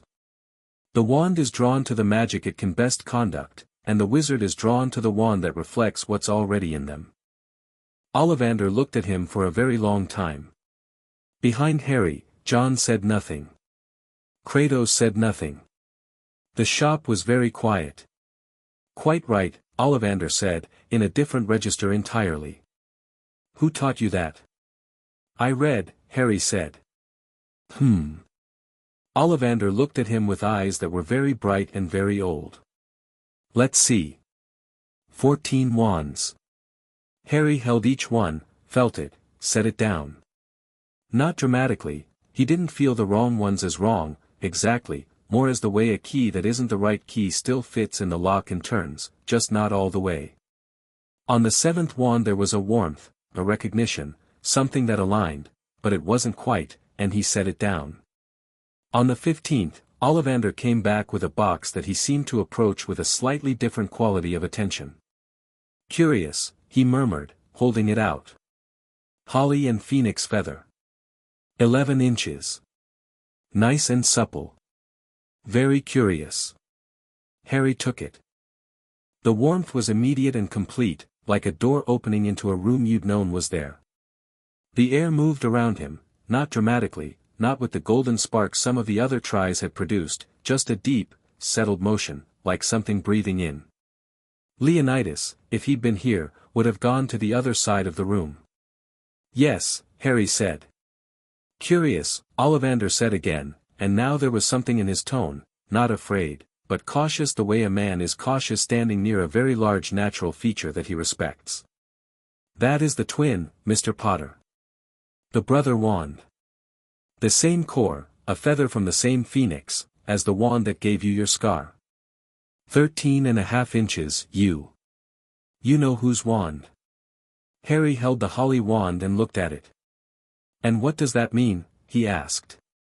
"In practical terms," Ollivander said carefully, "it means that if you and the owner of the other wand were to meet in a duel, remarkable things might occur. The wands share a deeper connection than ordinary wands. There may be consequences of power meeting its twin." Harry looked up from the wand. His expression was completely calm. "Good to know," he said. Ollivander studied him for another long moment with those bright, old eyes. "You are not what I expected," he said, quietly. "No," Harry said. "I'm not. He paid for the wand and walked out into Diagon Alley, where the afternoon crowd had thickened and the smell of food from somewhere several shops down was making the practical argument for lunch. "Well," he said. "Well," John said. "Brother Wand," Harry said. "Convenient. Or complicated," John said. Harry considered this. "Both," he said. "Can we eat? I'm starving." Kratos, who had been silent through most of Ollivanders, said, "The twin connection is a known phenomenon. In Greek magical tradition it would be called sympathia, a resonance between opposing forces that could become either harmony or catastrophe." "That's very useful context," Harry said. "Seriously, can we eat though?" They ate. September 1st arrived the way significant days always did, by being an ordinary morning that happened to contain something irreversible. Harry stood on platform 9 3/4 with his trunk, Leonidas in his cage regarding the steam and noise with profound disdain, and the holly wand in his pocket. He was wearing jeans and a dark jacket, John's influence, and he had his round glasses and his scar and approximately 6 years of preparation, which felt, standing on the platform in the roar of the Hogwarts Express, like both a great deal and not quite the same as actually doing the thing. John stood beside him with the stillness he brought to airports and departure points, which was a specific kind of stillness, present, watchful, the stillness of a man who has made peace with the direction of a moment and is seeing it through rather than fighting it. Kratos stood on Harry's other side. He had his arms folded and he was looking at the train with the critical assessment of someone evaluating a defensive structure, which the Hogwarts Express probably wasn't, but old habits. "Rules," Harry said. "There are no rules," John said. "There are principles you already know." "You're not going to say, 'Be careful,'" Harry said. "No," John said. "Or, 'Stay out of trouble.'" "Definitely not," John said. Harry looked at him. There was something between them in that moment that was not quite the usual quality of their exchanges, something that had a lot of time in it, a lot of mornings and maps and cold fjord water and 40 wands worth of muscle memory and 19 cups and one that survived and a plastic bag with 2 t-shirts and the sound of a child crying in a cupboard under a staircase. "All right," Harry said. "I know," John said. Harry looked at Kratos. Kratos met his eyes and said, "You are ready." This, from Kratos, was approximately equivalent to a lesser person giving a lengthy and emotional speech. Harry received it as such. "Thank you," he said. "Both of you." He picked up Leonidas's cage and walked toward the train. He did not look back, because he'd learned from the best. He found a compartment near the middle of the train and stowed his trunk and set Leonidas's cage on the seat beside him and sat looking out the window as the platform began to fill and the noise intensified and the minutes before 11 ran out. The compartment door slid open. A boy stood in it with red hair and a smudge of something on his nose and the look of someone who had arrived at the desperate point in the available seat calculus where options were running low. "Is it okay if I come in?" Harry said. The boy sat down with the relief of someone who has just solved a logistics problem. "Ron Weasley," he said. "Harry Potter." Ron went through the recognition sequence, eyes to scar, eyes back, and then, to his considerable credit, seemed to make a conscious decision not to do anything particular about it. "Right," he said. "Yeah. Mom told me." He paused. "Your scar's not as big as I thought it'd be." Harry laughed. "Sorry to disappoint." "No, I mean," Ron turned slightly red. "It's fine, forget I said that." "I liked it," Harry said. "Most people don't say anything. It's better when people say something." Ron relaxed perceptibly. Harry clocked within the first 5 minutes of talking, uncomplicated in the best sense. His feelings moved across his face with the directness of someone who hadn't learned yet to manage his reactions, and his conversation was warm and specific and entirely without agenda. He talked about his family with the casual intimacy of someone from a large, loud household where people were always underfoot and the idea of privacy was theoretical. He talked about Hogwarts with the comfortable familiarity of someone who'd grown up hearing about it, and about Quidditch with the focused enthusiasm of someone with a genuine passion rather than a performance of one. Harry listened and asked questions and liked him immediately in the simple, uncomplicated way he liked things that were straightforwardly good. They were 20 minutes out of London when the compartment door slid open again. "Has anyone seen a toad?" A boy named Neville's lost one. The girl in the doorway had brown bushy hair and an expression of brisk capability and was holding what appeared to be a charms textbook she'd been reading in the corridor. She did the Scarface check with the speed of someone who'd heard the description and was confirming identification, then moved smoothly past it. "Oh, you're Harry Potter. Have you tried a locating charm?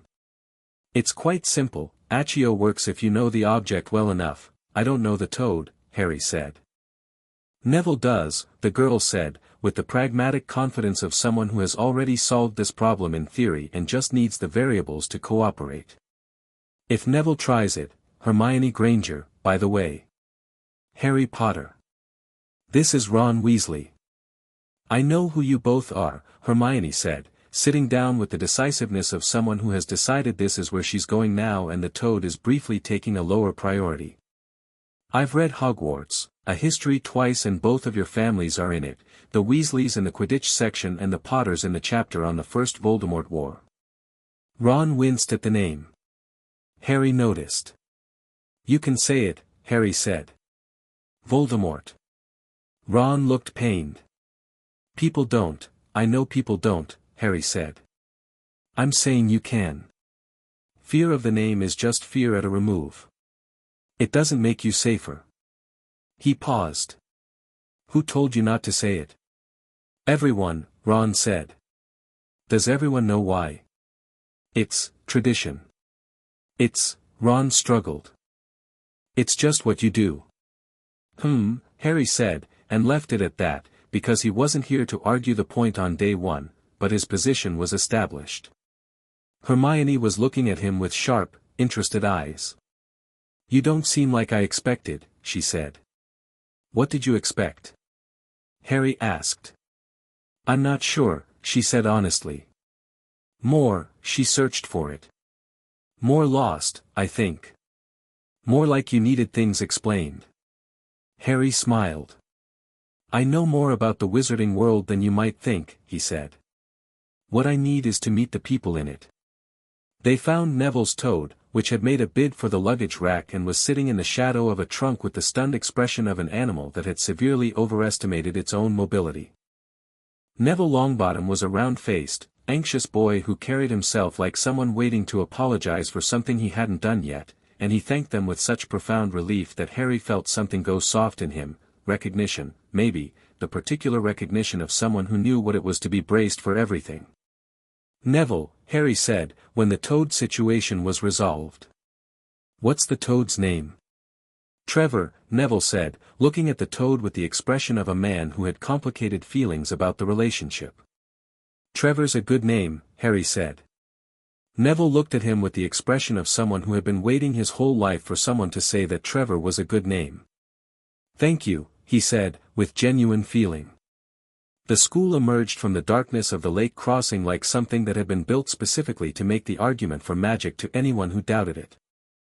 Harry looked up at it from the boat with the particular feeling of arriving somewhere significant and understanding the significance without having it explained.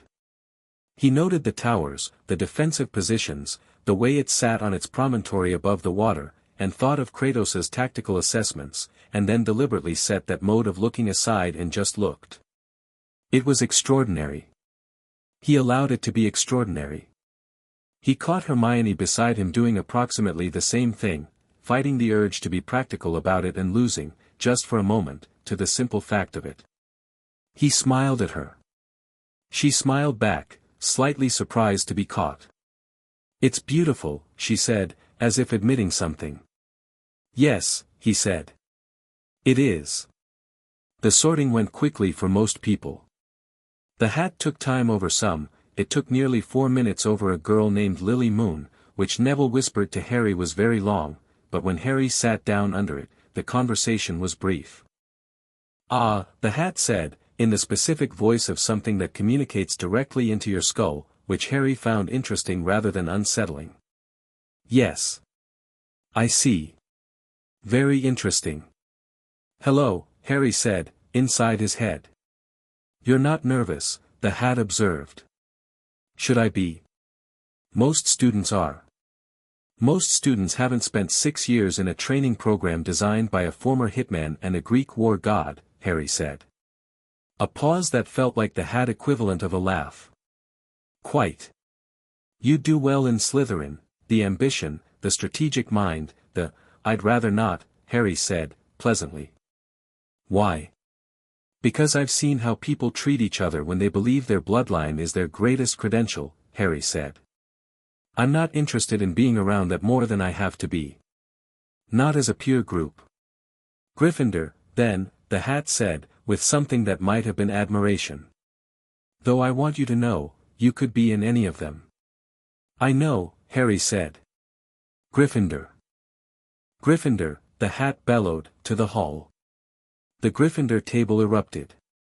Harry took the hat off, set it on the stool, walked to the table, and sat down in the space that appeared beside Hermione, who was a Gryffindor too, and across from the twins, who he had not yet met but were already grinning at him with the identical, slightly unnerving enthusiasm of people who have decided they like you before you've finished arriving. Fred Weasley, said the one on the left. George Weasley, said the one on the right. We heard you got here by some very unusual means, said Fred. Word travels fast, Harry said. This is Hogwarts, George said. Word traveled before you did. Harry laughed. Snape's first potions class happened on a Thursday and lasted approximately 45 minutes before it became interesting. The dungeon classroom was cold and smelled of things steeping in jars, and Professor Snape arrived with the quality of movement of a man for whom every entrance was a deliberate communication. He was tall and dark-haired and had the eyes of someone who had long since decided that people were guilty of something until the evidence said otherwise, and he moved through the class taking register with a specific pause at Harry's name. Harry Potter, he said, the way you'd say the title of a book you'd read and found wanting. Professor Snape, Harry said, matching the register exactly. Snape looked at him. The look lasted perhaps a second longer than a simple roll call acknowledgement would require. Our new celebrity, Snape said, with the tone of someone who has prepared this sentence. I hope not, Harry said. I'm here to learn potions. Another pause. Snape moved on. The class proceeded through the introductory lecture, which Harry followed with genuine interest. Potions was chemistry with a metaphysical variable, and the metaphysical variable was interesting. He took notes in the neat, compressed style John had established as baseline and listened more than he wrote. Then Snape stopped at his desk. Potter, he said. What would I get if I added powdered root of asphodel to an infusion of wormwood? Harry looked up. He recognized the test, not a real question, a social one. An attempt to establish a hierarchy through information. Draught of living death, he said. One of the most powerful sleeping potions in existence. The combination of asphodel, a member of the lily family, interestingly, and wormwood creates a synergistic effect on the nervous system that standard sleeping draughts don't achieve. Snape's expression remained entirely controlled. Where would you look if I told you to find me a bezoar? A goat's stomach, Harry said. Specifically the stones formed there. It's an antidote to most poisons. They were used throughout medieval apothecary work and the principle still holds in modern potion making. What is the difference between monkshood and wolfsbane? They're the same plant, Harry said. Different names, aconite being the third. The naming distinction comes up in different regional traditions of potion making, but the ingredient is identical. Silence in the dungeon. Snape looked at him with eyes that were recalibrating at speed, and Harry looked back with the pleasant, steady attention of someone who had been asked questions and answered them and was waiting to see what happened next. Where did you learn this? Snape said, with precise quietness. I read, Harry said. Snape studied him for a long, cold moment. 5 points to Gryffindor, he said, which appeared to surprise Snape himself slightly more than it surprised Harry. He moved on. Ron, from across the table, stared at Harry with an expression that might have been admiration or might have been alarm. Hermione, beside him, was looking at Harry with sharp, concentrated interest, the look of someone recalibrating their understanding of a peer. Harry opened his notebook and went back to taking notes. He flew for the first time on the Thursday of the second week and understood immediately why Ron had tried to explain Quidditch with the fervor of a convert. The broom rose under him and the ground fell away and the air hit him with the clean cold immediacy of something that had been waiting for him, and Harry laughed, actually laughed, the way he didn't do in controlled circumstances, and pushed the broom faster and felt it respond and went higher, and from the ground Madame Hooch was shouting something that he processed as a distant concern, because up here the Cairngorms were in him somewhere. The ridge runs and the fjord and the particular quality of cold clean air, and this was those things but more, this was those things with the ground gone and the sky everywhere, and it was extraordinary. He turned 3 circuits of the castle on a school broom, which was objectively terrible, and came back down with color in his face and the specific shine of someone who has just discovered a love they'll keep for the rest of their life. Professor McGonagall met him when he landed. She had the expression of someone trying to manage several simultaneous reactions into one appropriate response. "Potter," she said, in a carefully controlled voice. "Come with me, please." "Did I do something wrong?" Harry asked. "No," she said. "Absolutely not. Come with me." She brought him to find Oliver Wood, captain of the Gryffindor Quidditch team, and told Oliver that she had found him a seeker, and Oliver Wood looked at Harry the way a man looks at the solution to a problem he'd given up on solving. "You can really fly," Oliver said. "You can watch the memory in a pensieve if you need confirmation," Harry said pleasantly. Oliver grinned. "First years don't usually, no," Harry agreed. "They don't." The letter to John was 3 paragraphs, written in Harry's compact, precise hand, and dispatched via Leonidas the following evening. "The school is good. The people are good, better than good, actually. Hermione is the most intelligent person I've met who isn't Kratos. Ron is the most straightforward person I've met, which sounds like a criticism and isn't. There's a boy named Neville who I think is going to surprise everyone including himself. Snape is complicated. He hates me in a way that has history in it. I think he knew my mother. I'm not going to push on it. There's something in the school that I think is being guarded. 3rd floor corridor, right side. They've told us not to go there, which is fine, but the quality of the prohibition feels less like dangerous and more like something specific is here. I'll find out what. The flying is real. I don't know how to explain it except to say it's the fjord runs but better. John, I think I'm going to be all right here. I think I was right to come. Harry. P.S. Leonidas has made an arrangement with 3 other owls in the Olary. I don't know what they're planning but I think they're planning something. Please advise. Leonidas took the letter and flew out into the Scottish evening with the dignified purposefulness of a bird on serious business, and Harry watched him go from the Gryffindor common room window and felt the shape of where he was, the castle, the friends, the wand in his pocket, the deep quiet hum of his own power that ran under everything like a river under ice, and found it very close to good. Not perfect. Not solved. But real, and his, and earned. Outside the window the mountains were dark shapes against the dark sky, and somewhere down there was Dumbledore in his office, an old man with a plan that had stopped going to plan 4 years ago in a hotel in Guildford, and Harry was aware of that, too, the way you were aware of a chess player on the other side of the board. He turned from the window and went back to his friends. He could think about chess tomorrow. Chapter 4, The Sorcerer's Game. The first time Dumbledore saw Harry in person, it was at the start of term feast, and he registered the boy's presence the way a man registers a discrepancy in a document he has read 100 times, a small, precise wrongness that he couldn't immediately locate. He watched Harry Potter sit at the Gryffindor table and talk to the Weasley boy and the Granger girl with the easy warmth of a child who liked people, which was fine, which was expected. He watched him laugh at something one of the twins said, which was also expected. Then he watched Harry turn, mid-conversation, and looked directly at the staff table with a quality of attention that was not a child scanning the interesting new environment but something older and more deliberate, and their eyes met, and Harry smiled, a pleasant, respectful, entirely unrevealing smile, and turned back to his friends. Dumbledore set his fork down very quietly. Minerva, beside him, noticed. "Something wrong, Albus?" "No," he said. "Nothing wrong." He ate his dinner and watched the boy and tried to locate the discrepancy, and by the end of the evening he had placed it. Harry Potter moved through the hall like someone who already knew where the exits were.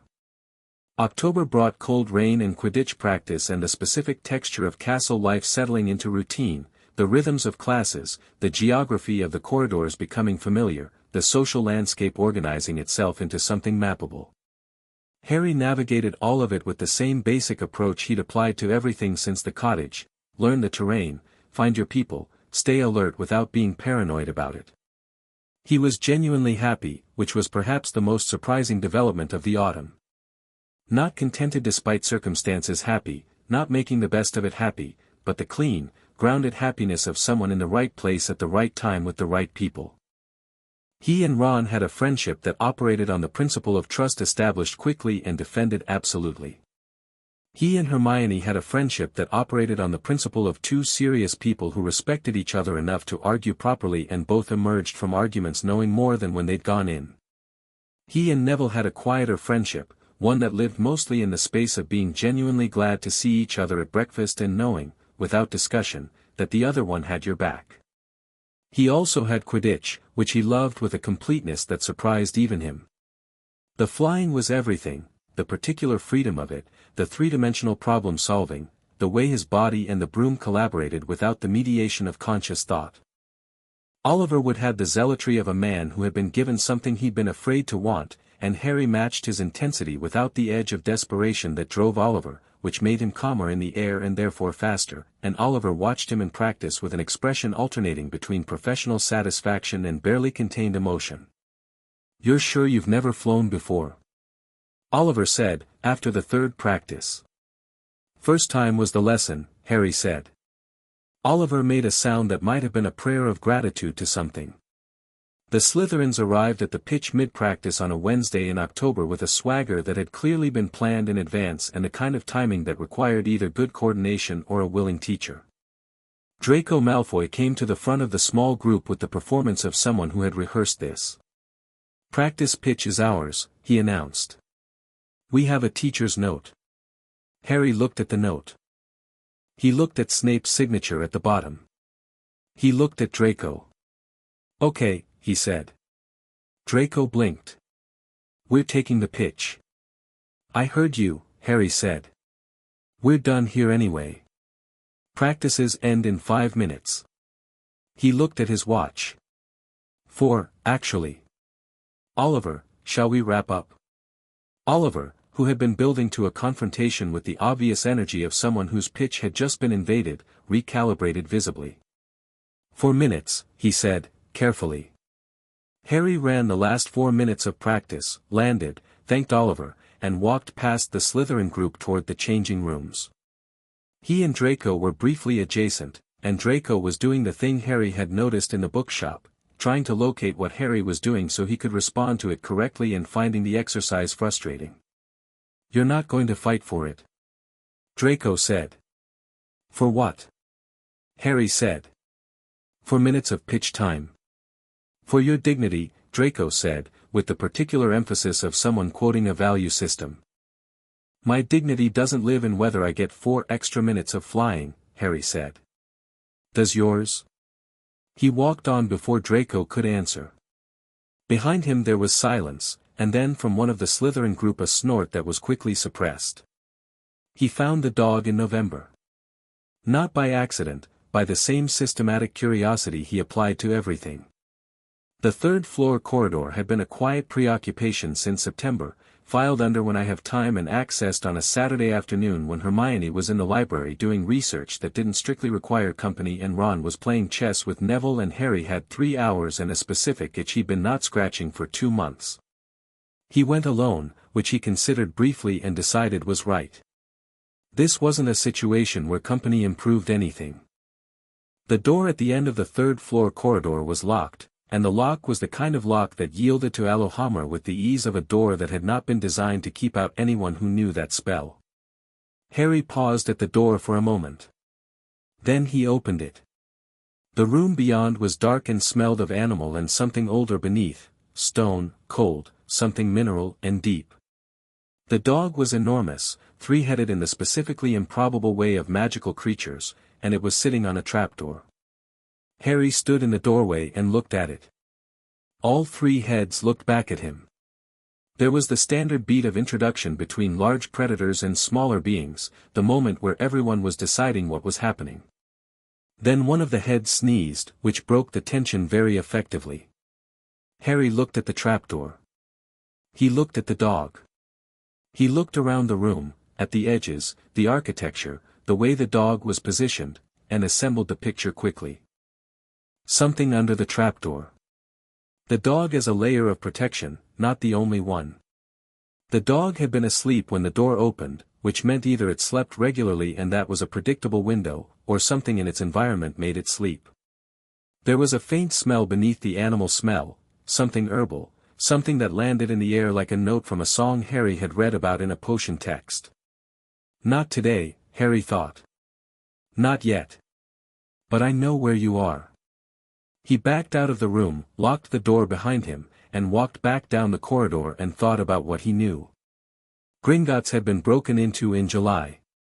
He'd filed that, he read the papers, which was another of John's habits that had become his. Something had been removed from Vault 713. The break-in had failed and the vault was already empty. Something had been taken from Gringotts to Hogwarts on Dumbledore's order. Harry walked back to Gryffindor Tower with his hands in his pockets and thought about Nicholas Flamel, who had come up in his reading during the summer as a footnote in a history of alchemical research, and thought about the Philosopher's Stone, which created unlimited gold and the elixir of life, and thought about Voldemort, who was not dead but not fully alive either, not yet. He thought about what kind of plan required a one-year-old child and what kind of plan required a barely alive dark wizard to find a specific object in a specific location and what the overlap was. He wrote to John that evening. The letter was shorter than usual. I think I know what's in the school. I think I know who it's for and why it's here and what's going to happen at the end of the year. I need you to check something for me. Nicholas Flamel, find out what you can about his current situation and whether Dumbledore has been in contact with him recently. I also think I need to have a conversation with Professor Quirrell. Don't worry. I'm not going to do anything this week. John's reply arrived 48 hours later via Leonidas, who arrived with the expression of an owl who had covered ground and knew it. The letter was half a page, dense and precise in John's handwriting. Flamel confirmed. Stone confirmed. Your read on the strategic picture is correct. Quirrell has a history worth knowing. I'm attaching what I found, read and destroy. The man has been to Albania twice in the last 3 years. Albania is relevant because of where Voldemort was last confirmed to be hiding. Exercise judgment but do not delay if the timeline accelerates. Also, stay out of detention. It looks bad on the correspondence. Harry smiled at the last line and burned the attached document in the common room fireplace at 2 a.m, which Hermione would have had opinions about if she'd been awake, and sat for a while watching the embers. Quirrell's defense against the dark arts classes were a particular kind of interesting. On the surface they were incompetent, the stammer, the twitching anxiety, the classes that somehow managed to cover a great deal of nothing with significant effort. But Harry watched him the way John had taught him to watch things, not the performance, the person underneath it. The hands that were always gloved and never quite still. The specific direction of Quirrell's eyes when Harry was answering a question correctly in class, which was not the mild frustration of an inadequate teacher but something with more heat in it. The turban, always worn, always adjusted, and the faint smell that Harry had clocked in the first lesson as belonging to a category of things he'd read about in texts on dark magic, the specific olfactory signature of very old dark presence. He said nothing about this publicly. He said it to Ron and Hermione in the 3rd week of November, in the corner of the common room after everyone else had gone to bed, because these two specifically needed to know and he trusted them completely. Hermione's reaction was thorough and methodical. She required the evidence, evaluated it, argued 3 alternative explanations, and then arrived at agreement with the particular quality of someone who finds it more comfortable to be right and thorough than right and quick. Ron's reaction was to go slightly pale and say, "The actual Voldemort?" In Quirrell's classroom. "We've been sitting in there every Tuesday," with the specific betrayal of someone who had expected defense against the dark arts to contain less actual darkness. "Yes," Harry said. "On the back of his head, if I'm right about the turban." "How are you this calm?" Ron said. "Because being calm is more useful than not being calm," Harry said. "And because knowing is better than not knowing. We know now. That's an advantage." "He could have been doing something to us," Ron said. "He hasn't," Harry said. "He doesn't want us. He wants the stone. He needs to get past the protections, and he hasn't figured out how yet." He paused. "That's the other thing. The protections, the trapdoor, whatever's below it. There are layers. I need to know what's down there." "You want to go through the trapdoor," Hermione said. "I want to know what's through it," Harry said. "Yes. That's the most dangerous thing I've ever heard," Hermione said, and then, when they went in December, a week before the Christmas holidays, on a night when the castle was distracted by a corridor altercation involving a 7th year and a malfunctioning swelling solution that occupied most of the teacher's attention. Harry had spent 3 weeks mapping the patterns, which corridors, which nights, what the windows of movement looked like, with the methodical patience of someone who had done this kind of planning in the Cairngorms in the dark and trusted the process. The dog, as he'd predicted, was asleep. There was a harp playing in the corner, someone had already been through, which Harry registered and filed with the quick controlled concern of someone updating a working theory. He found Hermione's eyes. She'd registered it too. They went through the trapdoor. The Devil's Snare was first, and Harry moved through it with the ease of someone who had read about it in herbology and understood its mechanics, helping Ron and Hermione clear it before it had time to take hold. The key room was next, flying keys, one that unlocked the door, and here Harry was on a broom in a room of flying things and it took him about 40 seconds. He caught the key and didn't celebrate. He opened the door. The chess set was the one that stopped them. Not because Harry didn't understand the game, John had taught him chess at 6 and Kratos had approached the game with the tactical intensity of a general planning a campaign and Harry had learned from both of them, which meant he played a very particular brand of chess that was aggressive and patient at the same time and tended to surprise people. But the chessboard was full-sized with pieces that moved with genuine force, and someone was going to have to be on the board. Ron stepped forward before Harry could evaluate the alternative. "I know this," Ron said, with the quiet certainty of someone in their territory. "Let me." Harry looked at the board and looked at Ron and made the assessment he'd been taught to make, who was best for which job, regardless of preference. "Yes," he said. What Ron did in the next 10 minutes was, straightforwardly, brilliant. He read the board with the clean instinct of a player who loved the game, and he moved them through it, and when the moment came and he saw the sacrifice that would win it, he looked at Harry and Harry looked back and they both understood what it meant. "You have to go on," Ron said. "I know what I'm doing." "I know you do," Harry said. The night took Ron. Harry didn't let himself stay in the feeling of that, he'd deal with the feeling later, after. He moved forward. The troll was already unconscious when they came to it, which confirmed again that someone had been through ahead of them. Hermione cast a verification spell and confirmed it was Quirrell. "He's ahead of us," she said. "I know," Harry said. "Hermione, go back. Get Ron. Get McGonagall. I should come with, Hermione." He looked at her directly. "Ron might need help before McGonagall gets there. And what's in the next room is going to be, it needs to be me."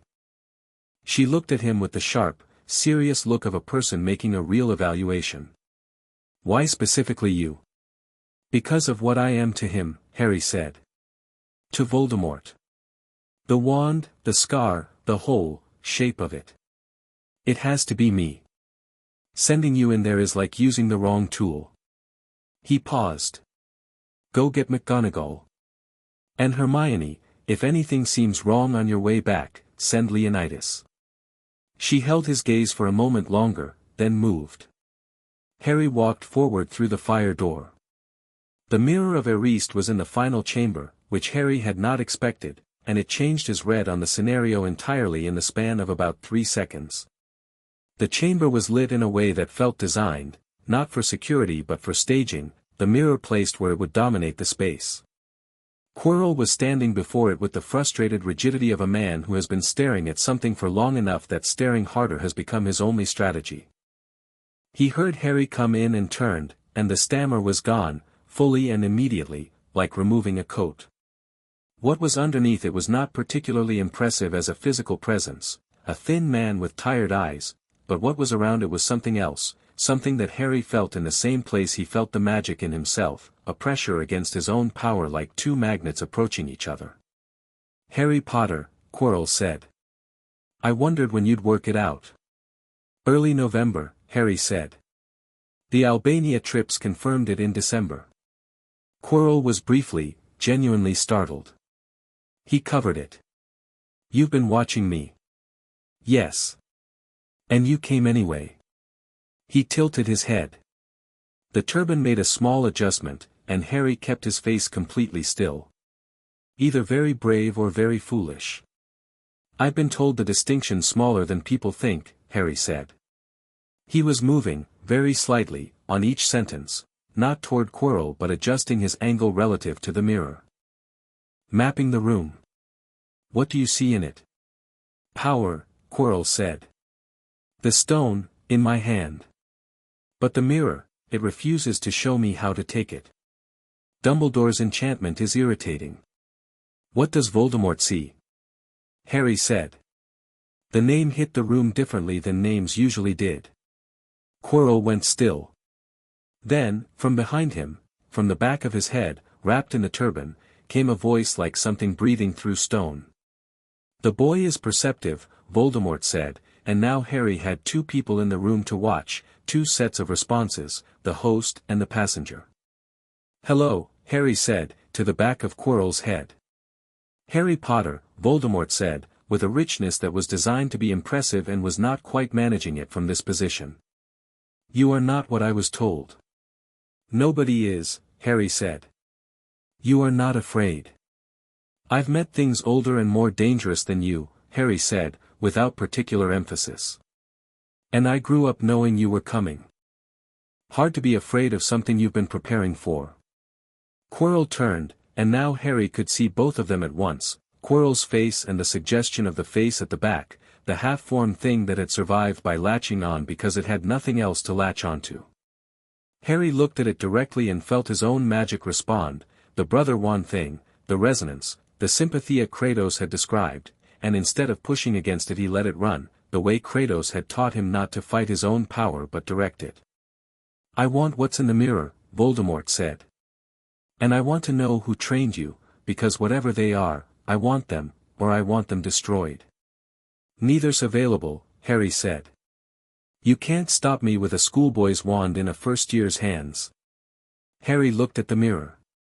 He'd been looking at the mirror in his peripheral vision since he came in, the way you watched a puzzle in your peripheral vision when direct examination stopped working. The enchantment Dumbledore had designed was genuinely clever, only someone who wanted to find but not use the stone could take it from the mirror. Harry thought about what that meant for him. He thought about it for about 4 seconds. He walked to the mirror and looked into it.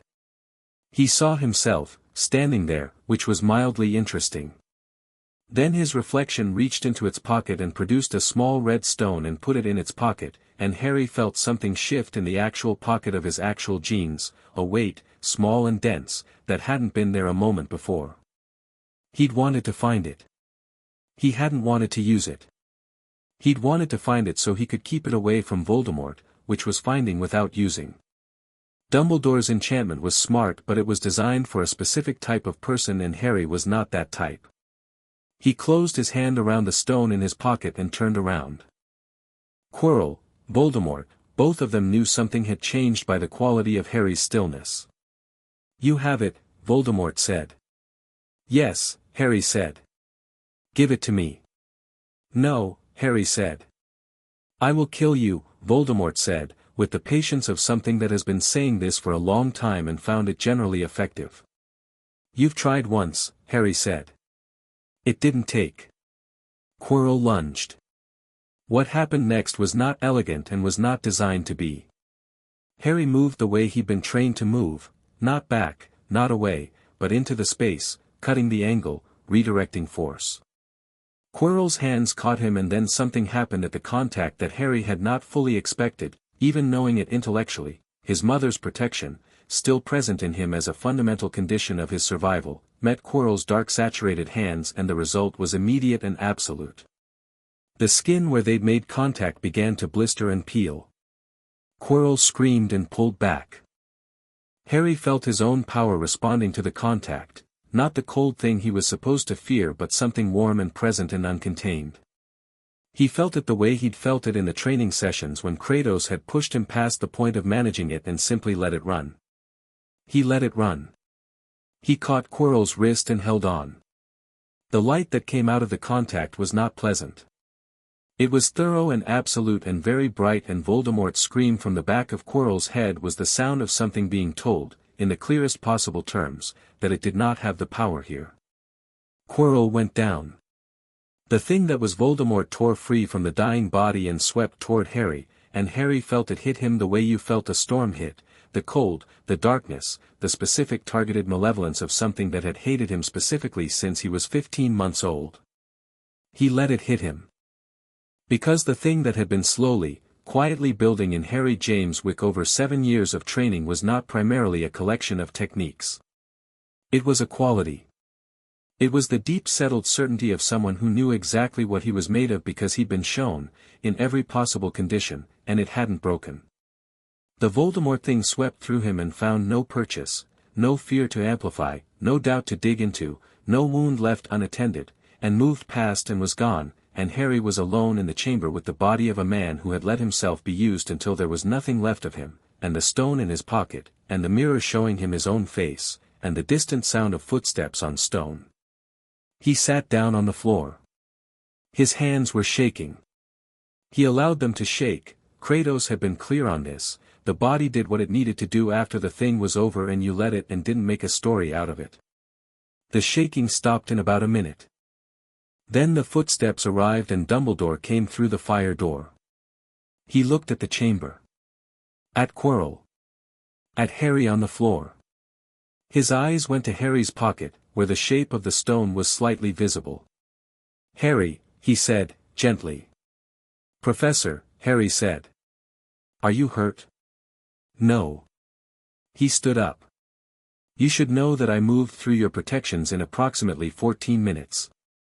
You may want to revise them." Dumbledore was very still. The stone, Harry took it from his pocket and held it out. "I'd suggest not leaving it in a school full of children a second time," he said, pleasantly. "But I defer to your judgment." Dumbledore took the stone and looked at it and looked at Harry with those pale blue eyes that were doing several things simultaneously, adjusting, assessing, managing, and underneath all of it, genuinely moved by something he appeared to be having trouble categorizing. "You knew what was happening," Dumbledore said. "You knew for some time." "November," Harry said. "You know I've been corresponding with John Wick." A pause. "Yes. I know." "Then you know I had resources outside the school," Harry said. "I used them. I'm not going to apologize for that." "I wasn't going to ask you to," Dumbledore said. They looked at each other, and Harry looked at this man, this brilliant, old, genuinely good man who had made choices about a child's life with the confidence of someone who had never had those choices questioned, and felt something that wasn't anger and wasn't entirely forgiveness either. Something in between, that required more time and more information to resolve. "The standing withdrawals from my vault," Harry said. "I'd like those explained when you have time." Dumbledore was quiet for a long moment. Yes, he said. Of course. And I'd like to talk about what you think I'm for, Harry said, with complete, even courtesy. Your plan. The one that had me in a cupboard for 4 years building a particular kind of psychology. I'd like to understand the full shape of it. Dumbledore looked at him for a very long time. The blue eyes were not calculating now. They were something closer to sad. Not tonight, Harry said, before Dumbledore could answer. Tonight you should check on Ron. And I need to sleep. He picked up his wand from where it had fallen. But soon. He walked past Dumbledore and out through the fire door and up through the dark chambers, past the unconscious chess pieces, through the devil's snare room, up through the trapdoor, and emerged into the third-floor corridor and walked back through the quiet sleeping castle to Gryffindor Tower. He spent 3 days in the hospital wing because Pomfrey found the residual dark magic contact and treated it with the thoroughness of a woman who did not permit insufficient treatment on her ward, and Harry let her, because Kratos had also been very clear on the subject of treating what needed treating. Ron was there too, 2 beds down, with a bruised leg from the chess match and the slightly stunned expression of a boy who has had a very large adventure and is still processing the fact that it happened. You got the stone, Ron said, on the first morning. Yes. And Voldemort was really there. Part of him. And you just, Ron made a vague gesture with his hand that encompassed apparently everything. Mostly yes, Harry said. Ron was quiet for a moment. Then he said, I'm glad you're the one who went through that last door. I'm glad you did the chess, Harry said. Ron smiled, broad and easy. Yeah, he said. I was pretty good, wasn't I? You were excellent, Harry said.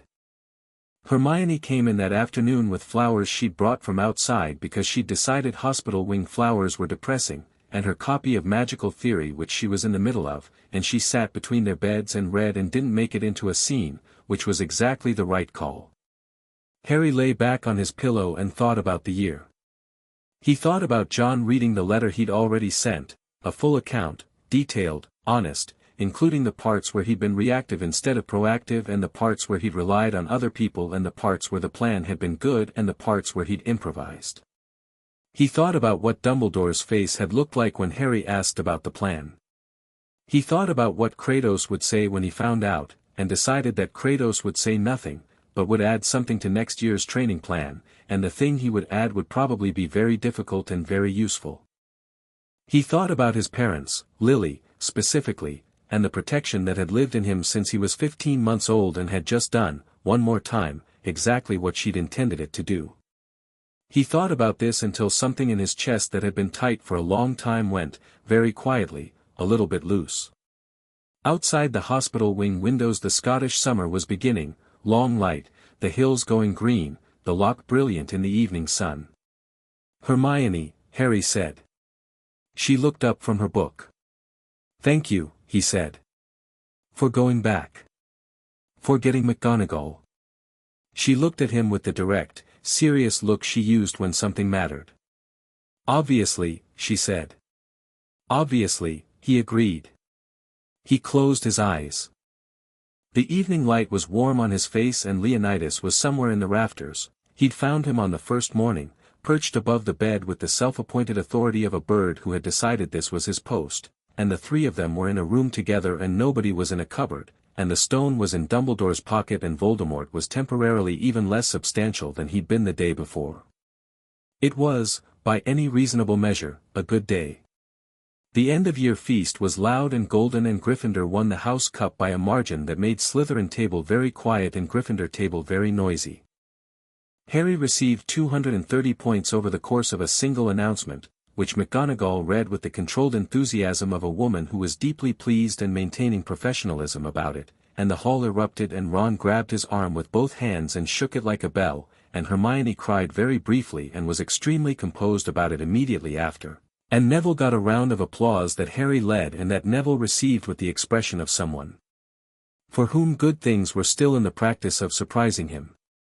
Harry clapped for Neville and thought, give it time. He had the particular sense about Neville that Kratos had probably had about Harry at some point, the sense of something very good that needed the right conditions and would be extraordinary when it got them. Dumbledore caught Harry's eye from the staff table once, during the feast, and Harry held it for a moment and then nodded, a small, deliberate nod that said I meant what I said about the conversation without saying anything else. Dumbledore nodded back with the gravity of a man who understood he was being held to something. Good, Harry thought. He was standing at the barrier at King's Cross on the 1st of July with his trunk and Leonidas and his round glasses and the holly wand in his pocket, and John was on the other side of it, John, exactly as he'd been, the dark jacket and the watchful eyes and the stillness that Harry had grown up inside like growing up inside a specific quality of weather, and Harry walked through the barrier and John looked at him. Not at the scar. Not at the boy who lived shape of him. At Harry, the specific and irreplaceable one. The way he'd looked at him in the hotel room in Guildford, when Harry had eaten pasta with absolute concentration and licked the bowl and asked if John was sad about something. Hi, Harry said. Hi, John said. They stood for a moment on the King's Cross concourse with the summer crowd moving around them, and Harry thought about saying something that captured the year, the first year of this thing, and found that nothing he could say was adequate and nothing needed to be adequate because John already had it in the quality of his attention. The stone is destroyed, Harry said. Voldemort is temporarily more disabled than he was. Dumbledore wants a conversation. I've made 3 friends who are worth keeping for a very long time. I know, John said. I got the letter. The flying, Harry said. It's real. I need to tell you about the flying. Tell me in the car, John said. Kratos was in the car park. He was standing by the vehicle with his arms folded and he looked at Harry the way he always looked at Harry, direct, assessing, thorough, and whatever he found in the assessment made him unfold his arms, which was the Kratos equivalent of a very significant physical display. Harry walked up to him and stopped. I won, he said. I know, Kratos said. I used the contact protection. The one from my mother. I know. And the core training. What you called the settled thing. Yes, Kratos said. It worked, Harry said. Kratos looked at him for a long moment with those gold eyes, and Harry looked back, and the summer light of London did its best work on both of them for a moment. Good, Kratos said. Next year we address the gaps. What gaps? Harry said. There are always gaps, Kratos said, and got in the car. Harry looked at John. John looked at Harry. They both got in the car. Leonidas, in his cage in the back seat, made a sound of comprehensive approval. Harry looked out the window as London slid past, and thought about next year, the castle, the corridors he knew now, the people who were his. He thought about Dumbledore's face and the conversation they were going to have. He thought about Voldemort, not dead, not gone, counting down to something. He wasn't afraid of any of it. He was, if he was honest, a little bit looking forward to it. Chapter 5, The Reckoning. Dumbledore came to Scotland in August. Not to Hogwarts, to the Cairngorms cottage, which meant he'd found it, which meant his network was better than John had accounted for, which John noted and filed as a data point about the man's reach. He arrived on a Tuesday morning without advance notice, walking up the track from the road in his purple robes with the unhurried confidence of someone who had decided that the time for intermediaries was over. Harry was on the roof fixing a loose tile when Dumbledore came around the bend in the track. He saw him from up there before anyone else did, and he sat for a moment on the roof ridge and watched the old man walk, and thought about what the next few hours were going to require. Then he climbed down and went inside and said, "He's here." John was at the kitchen table cleaning a weapon with the methodical focus he brought to maintenance work, pieces laid out on a cloth in the specific order that reflected the order of reassembly. He didn't look up. How far? 2 minutes. Kratos? He's in the wood. He'll have seen him already. John finished what he was doing, assembled the weapon in the time it took most people to decide whether they wanted coffee, and stood up. He went to the window and looked at the track without moving the curtain, which was a habit Harry had absorbed so completely he did it automatically and had once explained this to Hermione, who had stared at him for a long time before asking several follow-up questions. "Go put the kettle on," John said. "I'm not going to hide in the kitchen," Harry said. "I didn't say hide," John said. "I said put the kettle on. You're going to want tea before this is over, and if you make it now it'll be ready when we need it." Harry looked at him for a moment and then went and put the kettle on. Dumbledore knocked on the door and John opened it, and they looked at each other for what was probably 3 seconds and felt like the compression of a very long and significant correspondence into a single moment of physical reality. "Mr. Wick," Dumbledore said. "Professor Dumbledore," John said. "Come in." This, Harry thought from the kitchen doorway, was interesting, that John opened the door rather than making Dumbledore wait, that he used the title, that he invited him in. These were not concessions. They were the moves of someone who had decided the shape of the conversation before it started and was setting the terms through courtesy rather than force. Dumbledore stepped into the cottage and looked around it with the curious attention of a man who was reading a room rather than simply entering it. He looked at the maps on the wall. He looked at the weapons rack near the cellar door, which John had not thought to conceal and hadn't wanted to.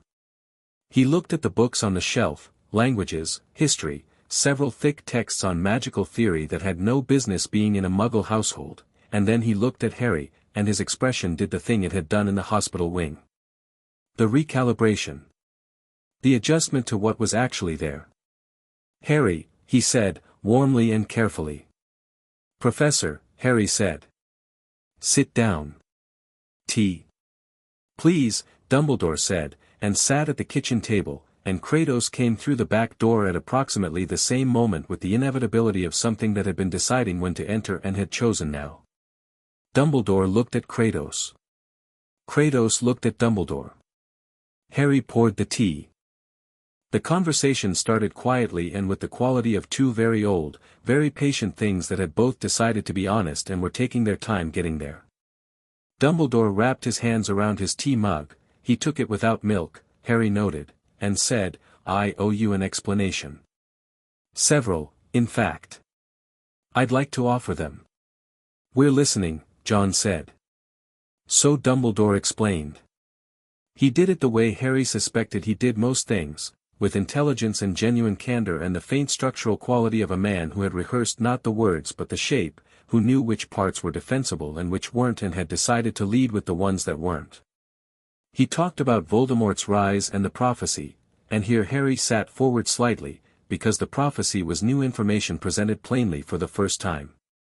Neither can live while the other survives. The one with the power to vanquish the Dark Lord, born as the 7th month dies. Marked as his equal. Harry listened to this and felt it settle in him the way important information settled, not like a shock but like a thing that had been half known becoming fully known, a blurry image going sharp. "You knew this when you placed me with the Dursleys," Harry said. "Yes," Dumbledore said. "And the plan was to let me grow up feeling, what, exactly? Small. Invisible. Like I was in the way." "The plan," Dumbledore said, and there was genuine pain in it, "was to let you grow up safe. Without the weight of the wizarding world's expectations crushing you before you were old enough to carry them. And with the blood protection your mother gave you, bound to Petunia as her closest living relative, the blood protection required a relationship of care," John said. "That was absent." "I was told, you were not there," Kratos said. It was the first thing he'd said, and it had the quality of stone striking stone, not loud, just absolute. The boy was in a cupboard. "You were not there to see it, so you did not know. That is the lesson. Not that you had bad intentions. That you made decisions about a child from a distance and called it wisdom." Dumbledore was quiet for a long moment. "You're right," he said. "That is the lesson." The silence after this was not comfortable but it was real, and Harry had learned to value real over comfortable. "The standing withdrawals from my vault," Harry said. "You said you'd explain those." "Maintenance of the Dursley household," Dumbledore said, "and 2 allocations I established for contingency purposes." One for your eventual schooling preparation. One, he paused, for operational purposes related to the Order of the Phoenix. I used funds from your inheritance to support the organization fighting Voldemort. John's expression didn't change. Kratos's expression didn't change. Harry looked at Dumbledore and said, very evenly, you spent my money without asking me. I did, Dumbledore said. I have no justification for it that would satisfy you, so I won't offer one. I will return every galleon. You will, Harry agreed, pleasantly. Dumbledore looked at him. You are quite different from what I planned for, he said. I know, Harry said. What did you plan for? And here Dumbledore did something that Harry respected enormously despite everything, he told the truth in full. He laid out the shape of it without softening, a boy who grew up knowing little, feeling small, walking into the magical world hungry for belonging and guidance, finding both in Dumbledore's orbit, trusting Dumbledore because he had nothing else to trust. A boy who would love the world he'd been welcomed into so deeply that when the time came, and there was a time coming, a specific time, a moment that Dumbledore had seen approaching for years, he would make the necessary sacrifice without needing to be forced to. The room was very quiet when he finished. Harry thought about the cupboard. About the plastic bag with 2 t-shirts. About the look on his aunt's face that had no sadness in it. About what would have been built in the boy who had stayed in that house for 7 more years, what specific kind of hollow would have been shaped in him by design, and what that hollow was supposed to hold. He was going to die, John said. Not a question. The prophecy, Dumbledore said, as I understand it, ultimately requires, he was going to die, John said again, with the patient finality of a man who does not need the mechanism explained. At a point of your choosing. Shaped by conditions you created. Willing. Yes, Dumbledore said, and it cost him something visible. John looked at Dumbledore for a long time. There was no heat in the look, no anger, nothing performative. It was the look of a man examining something and deciding what it was. I've worked for people like you, John said. Brilliant. Correct about most things. Certain enough about the big things to spend smaller things in service of them. He paused. The people I worked for didn't think of what they spent as people. I thought of him as a person, Dumbledore said, with quiet force. That is perhaps worse. Because I knew what I was doing and I did it anyway. Kratos stood up and went to the window and looked out at the track and the wood and the hills beyond, and nobody said anything for a moment because Kratos standing and moving had the quality of a weather system making a decision. I have done what you describe, Kratos said, to the window. I have shaped lives for purposes. I have told myself the purpose justified the shaping. He turned. I was wrong.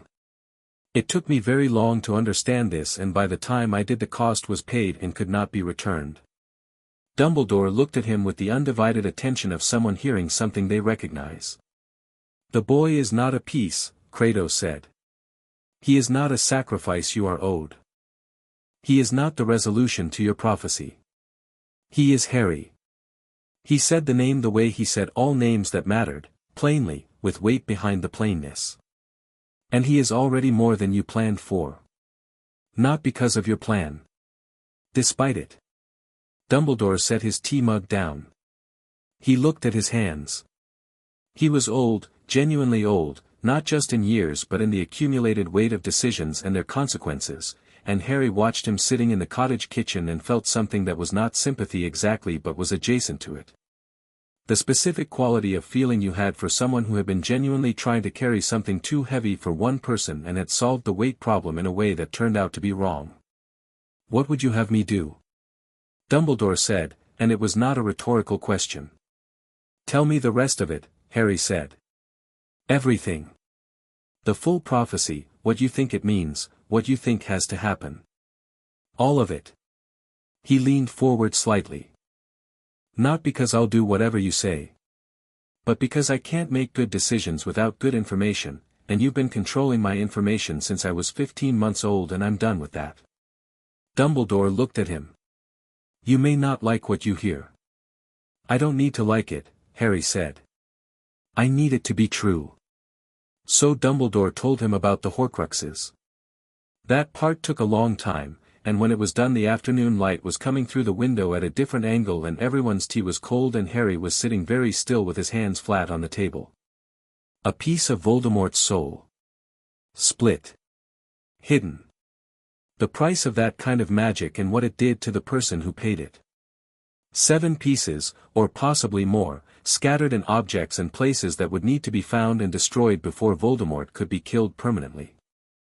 And one of them, one of the fragments, made on the night Voldemort came to Godric's Hollow and killed 2 people and then tried to kill a baby and failed, was in Harry. In the scar. In him. Harry sat with this for a while. Not because it broke him open, nothing about his training had been designed for emotional fragility and nothing about his character had grown that way either. But because it was important and it deserved the respect of being actually thought about rather than reacted to. So that's the part that has to die, Harry said, finally. As far as I can determine, Dumbledore said, very quietly. A part of him that's in me, Harry said. Not me. No, Dumbledore said. Not you. Though the distinction, at the necessary moment, is something I'd rather approach with full information than stumble into, Harry said. Yes. I understand.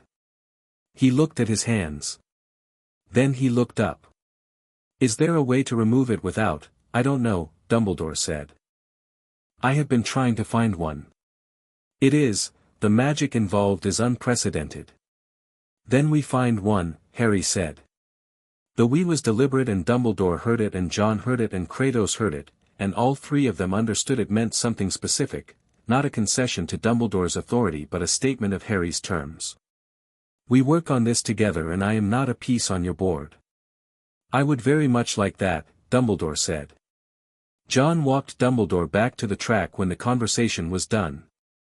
They walked in the thin late afternoon light without talking for most of it, which was fine, which was in fact the right mode for 2 men who had mostly said what they needed to say inside. At the point where the track met the road Dumbledore stopped and turned. He is extraordinary, Dumbledore said. Yes, John said. You did that. We gave him conditions, John said. He did the rest.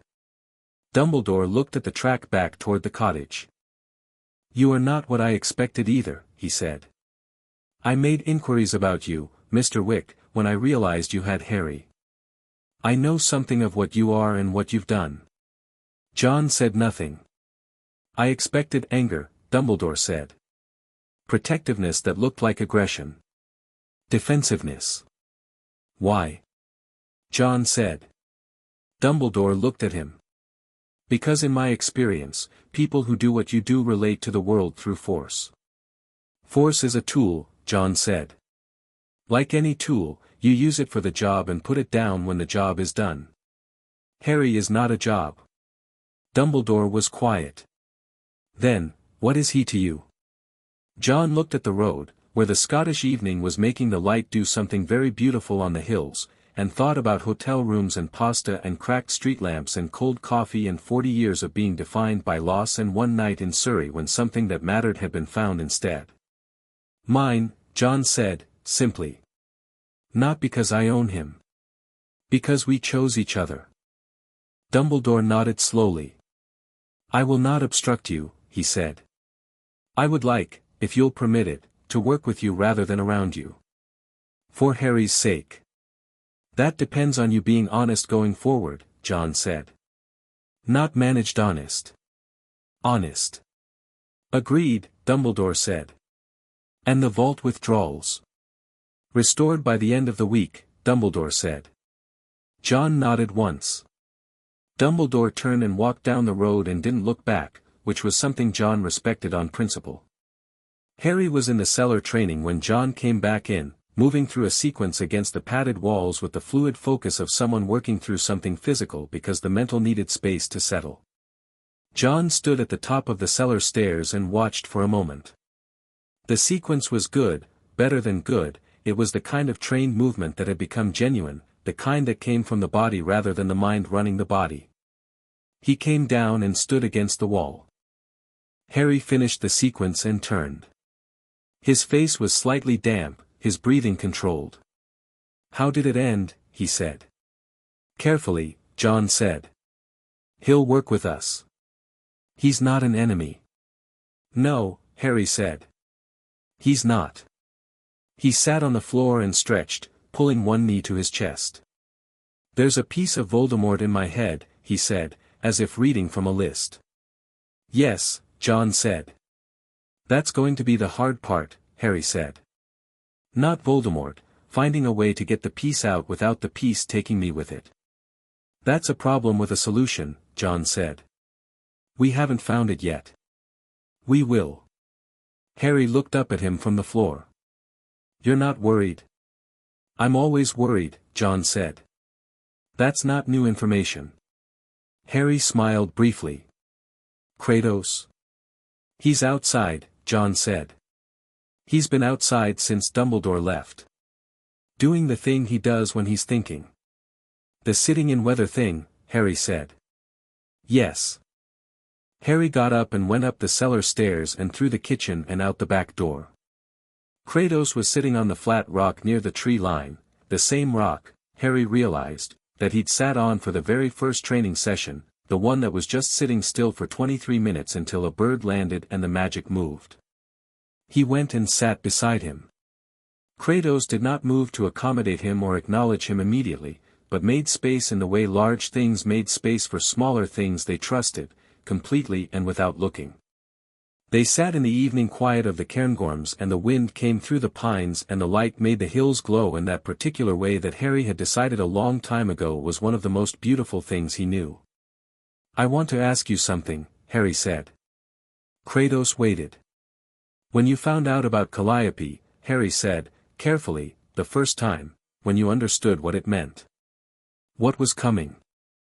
Did you ever," he paused, choosing the right version of the question. "Did you ever think about just, not doing it? Finding a different way entirely, even if everyone said there wasn't one?" Kratos was very still for a long moment. "Every day," he said. "Did you find one?" "No," Kratos said. "I did not look hard enough." He turned and looked at Harry with the gold eyes that had seen a very great deal of the worst the world had to offer and had, at some significant cost, learned to look at the rest of it too. "You will look harder," he said. "That is why I am telling you yes." Harry nodded. "Thank you," he said. "Do not thank me," Kratos said. "Find the answer." "I will," Harry said. The wind moved through the pines. Neither of them said anything else, and neither of them needed to. Second year came with the ease of returning somewhere you already knew. Harry walked through the barrier at King's Cross and onto the platform and felt the shift of it, not a child arriving somewhere new, but someone coming back to a place that had become, over the course of 9 months, genuinely his.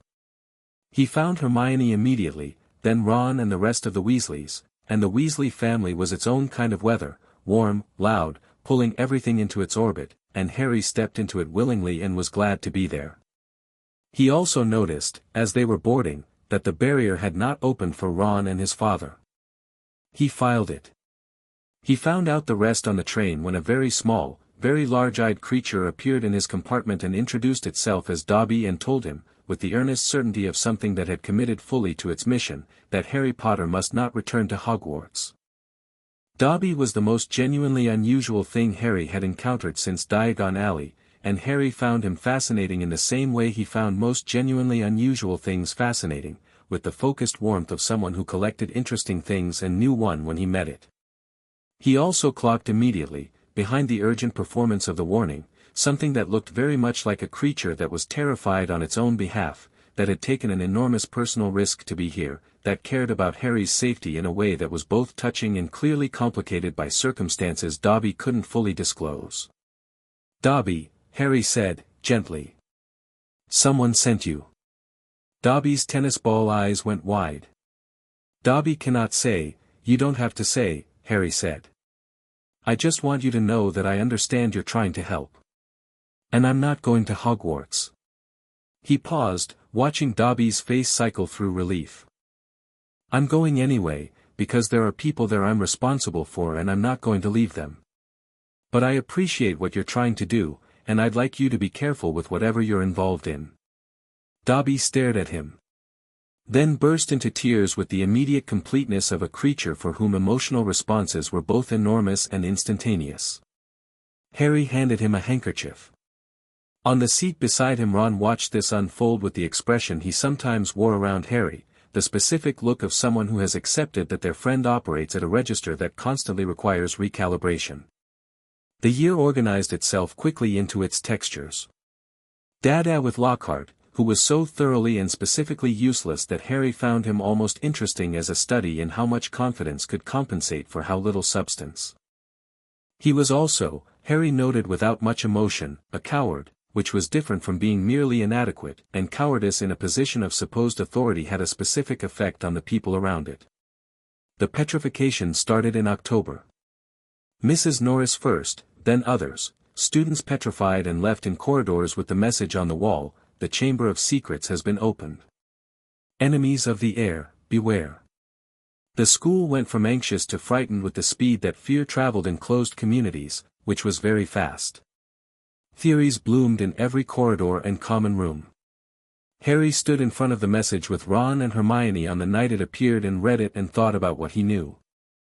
Parseltongue, he discovered this capability in the dueling club incident with Draco Malfoy's conjured snake, and the way the hall had reacted had given him the information that this was not normal, this was not known, this was a thing that people associated with dark magic and specifically with Voldemort.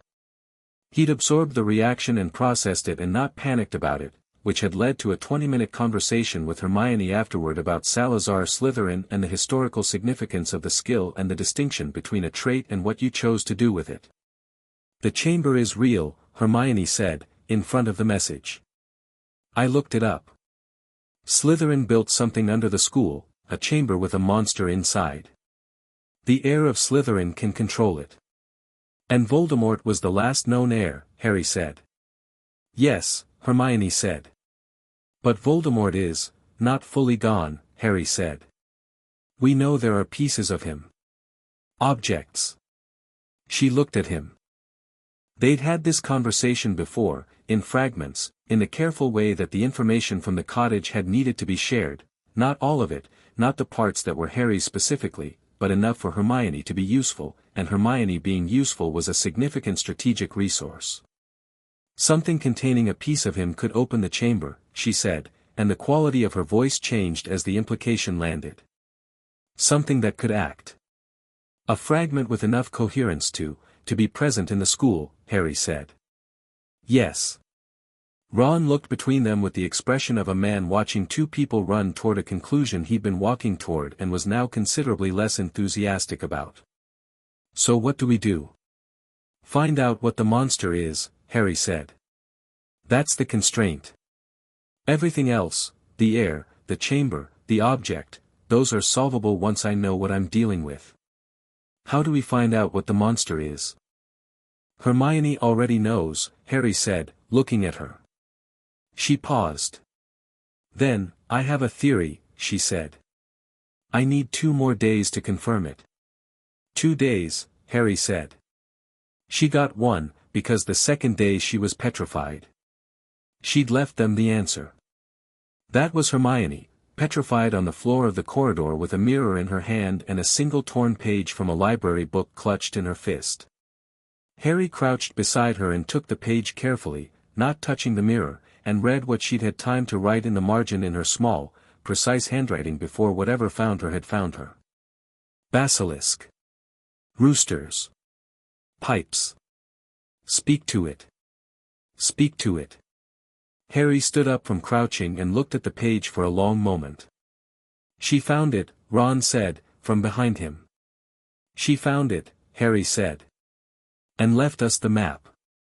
He looked at the page and thought about what he knew, what Kratos had taught him about things that were designed to be impossible to fight, which was that impossible was a quality of the approach rather than the thing itself. Every monster had a nature. Every nature had a constraint.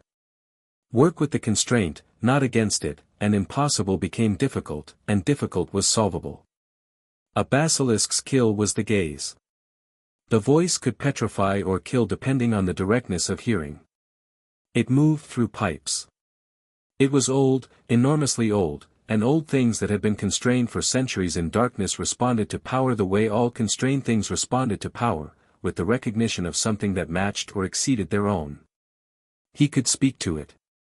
He thought about whether he should tell anyone else. He thought about McGonagall and Dumbledore and the appropriate chain of authority, and he respected those chains in their place, and their place was not in a situation where waiting for adult intervention meant more people on the corridor floor. He told Ron. "You're going into the pipes," Ron said. "I'm going to find the chamber," Harry said. "You're going into the pipes," Ron said again, with the flatness of a man confirming something he's been told about gravity. "I need you to manage the other end of this," Harry said. "If I'm not back in 3 hours, get McGonagall and tell her everything. All of it." Ron looked at him with the direct, serious look that he brought out when things were genuinely beyond joking. "You're going to be fine," he said. It wasn't a question, but it wasn't blind faith either.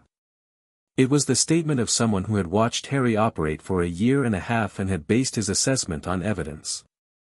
"Yes," Harry said. They clasped hands briefly, with the brevity of people who trusted the feeling without needing to extend it, and Harry went to find the entrance. The Chamber of Secrets was a long, wet, cold descent through stone passages that smelled of standing water and very old dark things, and Harry walked through it with the torch charm going and his wand out and Kratos' voice in his memory telling him that environments designed to intimidate were designed to make you do the work of defeating yourself. He did not feel intimidated. He felt the particular forward-leaning alertness of someone walking toward a specific thing they'd committed to, which was different from bravado and different from recklessness. He felt alert and grounded and slightly annoyed that Hermione was petrified and he hadn't been faster. The diary had been the piece of Voldemort. He'd known about diaries. Ginny Weasley had had one, had been acting strangely since the start of the year, and Harry had been watching that with quiet concern and had been about 3 days from pulling Ginny aside and having a direct conversation about it when the situation had escalated past that option. The diary. A teenage version of Voldemort pulled from memory and given enough power by Ginny's trust to act. He found Ginny on the floor of the chamber beyond the stone snake heads, pale and cold and barely breathing, and knelt and checked her pulse and found it and confirmed she was alive, just, depleted, her life being used as fuel. Then he stood up and the teenage Tom Riddle stepped out of the shadows. Tom Riddle was handsome in the way of something that had specifically designed itself to be handsome, and he had Voldemort's quality of expectation, the absolute certainty that the space around him existed to confirm his significance. He looked at Harry with the considered attention of a chess player who has studied the opponent's game. "You're not afraid," he said, with a slight tilting of the head. "We've established that," Harry said. "I know what you did last year," Riddle said. "With Quirrell. I felt it." Something passed through his face that might have been anger dressed as interest. "You're different from what I was told you'd be." "People keep saying that," Harry said. "I've been alive in Ginny's trust for a year," Riddle said. "I know this school. I know the chamber. I know the basilisk." He smiled, and it was a very cold and very beautiful smile. "You're an 12, Harry said. 12-year-old boy with a wand, Riddle said, without missing a beat. "And I have the basilisk." "You also have a diary," Harry said. "Which is your actual self? Which is the constraint?" Riddle's expression shifted fractionally. "What?" "You're a memory," Harry said. "A very powerful, very coherent memory, and you can do significant things from that position, but you're fundamentally anchored to the diary. Destroy the diary and you stop existing." He tilted his head slightly, the same gesture Riddle had used a moment ago, which he was certain Riddle noticed. "How does that feel? Being entirely dependent on one physical object?" Riddle looked at him for a long moment with eyes that were recalculating. "You're stalling." "I'm not," Harry said. "I don't need to stall. I'm establishing the terms of the problem before solving it." Riddle called the basilisk. The sound of it in the stone passages was immense, the weight of something enormous moving in the dark, scales on stone, the particular ancient authority of a creature that had been old when the school was young. Harry closed his eyes. Not from fear. Because the basilisk's kill was the gaze, and not seeing it was not a disadvantage in total darkness if you had other tools. He reached for the place that Kratos had been developing in him for 7 years, the deep current under the surface, the power that ran through him like a river through limestone, that his mother had touched and Voldemort had been repelled by and the stone had answered. He reached for it and let it come, and the quality of the air in the chamber changed, and from above a bird's call rang through the stone. Fawkes. Dumbledore's phoenix, which he had apparently sent, or which had come independently, because phoenixes were their own authority. The bird swept through the upper dark of the chamber with its trailing firelight, and the basilisk reared from the sound of it, and Harry opened his eyes and looked at the bird rather than the snake, and in the reflected firelight he spoke. Not English. Parseltongue, the language he hadn't known he had until the dueling club, the language that was in him the same way the scar was in him, a piece of inheritance he hadn't asked for and had decided to use. He spoke to the basilisk. Not a command. Not a demand. Something that Kratos had taught him about old things in dark places. They did not respond to being told what to do, they responded to being recognized. He spoke to it as one old power to another, as something that knew its own nature to something that knew its own nature, and he felt the resonance in it, the sympathia, the recognition between two things that shared a fundamental quality of being. The basilisk slowed. Riddle, watching this, made a sound that was not quite surprise but was the closest thing to it that a memory of Voldemort could produce. Harry kept one hand behind him with his wand, and the other stretched slightly toward the basilisk, and he spoke, and the basilisk, 1,000 years old, designed to kill, put here to clean blood that Salazar Slytherin had decided was impure, made a sound that was not an attack sound and was not a submission sound but was something in between, something that recognized what it was hearing. Then Harry said, in Parseltongue, "Sleep." And the basilisk slept. The silence in the chamber was profound. Riddle stared. "The diary," Harry said, and his voice in the silence was very clear and very even. "Where is it?" Riddle looked at him with an expression that was, briefly, genuinely, impressed. Then it was gone, replaced by the dangerous cold that Harry thought of as Voldemort's default register. "You can't destroy it without something that would destroy you too." "I'll take the risk," Harry said. Fawkes landed on Harry's shoulder with the weight of a medium-sized bird and the warmth of something that ran a great deal hotter than biology accounted for, and dropped the sorting hat at Harry's feet, and Harry looked at the hat for a moment. He reached inside it with the focused expectancy of someone who had been told by a hat that he was braver than was strictly convenient, and pulled out a sword. Gryffindor's sword. Silver, goblin-made, with rubies in the hilt that caught the Fawkes light and held it. He looked at the sword. He looked at the diary, which Riddle was holding, which was the anchor. "Think about what you're doing," Riddle said. "You are about to destroy a piece of someone who is essentially my what?" Harry said. "Your equal," Riddle said. "The prophecy. Neither can live. You've been told. You know what you are to each other." "I know what I am," Harry said. "I don't need him to define it." He crossed the chamber in 4 steps and drove the sword through the diary, and Riddle screamed with the sound of something torn out of existence, and the black ink that poured from the diary was wrong, was dark, was not ink at all, and the teenage boy who had been Voldemort's memory dissolved in the firelight with the completeness of something that had never had a right to be here in the first place. Ginny gasped on the floor and Harry was at her side immediately, one hand on her shoulder, keeping her from sitting up too fast. "Easy," he said. "Easy. I've got you." "I didn't," Ginny's voice was a thread. "I didn't mean to, I know," Harry said. "You didn't know what it was. It used you." "I let it was designed to be let in," Harry said, firmly and gently in the specific combination that was his. "It found the gap and walked through it. That's not on you. That's on the person who designed it." He met her eyes and she was 11 years old and terrified and had just had the worst year of her life, and he thought, Dumbledore had a conversation with me about Horcruxes in August. Someone gave Ginny Weasley a Horcrux at the start of September. Someone knew what it was. He filed this for later. Can you stand? He said. I think so, Ginny said. Okay, Harry said. Fawkes is going to take us out. Close your eyes until we're through. Fawkes's tail feathers were long enough for both of them to hold, and the phoenix ascended through the chamber with the ease of something that treated gravity as optional, and the stone passages blurred upward and the pipes opened and they emerged into the second-floor bathroom with the light of the school flooding over them like something earned. The aftermath was thorough and loud and required more explanation than Harry was entirely prepared to give at 10 at night in the hospital wing, where Dumbledore had appeared with the urgency of a man who had heard the resonance of something significant happening in his school and had come directly. Harry sat on the hospital bed with Ginny 2 beds down and Fawkes still on his shoulder and the Gryffindor sword across his lap, and he looked at Dumbledore and Dumbledore looked at him, and they had 3 separate conversations in the space of one look. The first was, I handled it. The second was, someone gave Ginny that diary knowing what it was.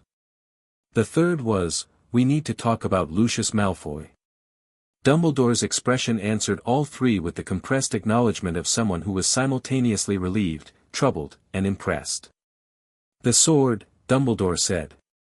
The hat had it, Harry said. I didn't ask how.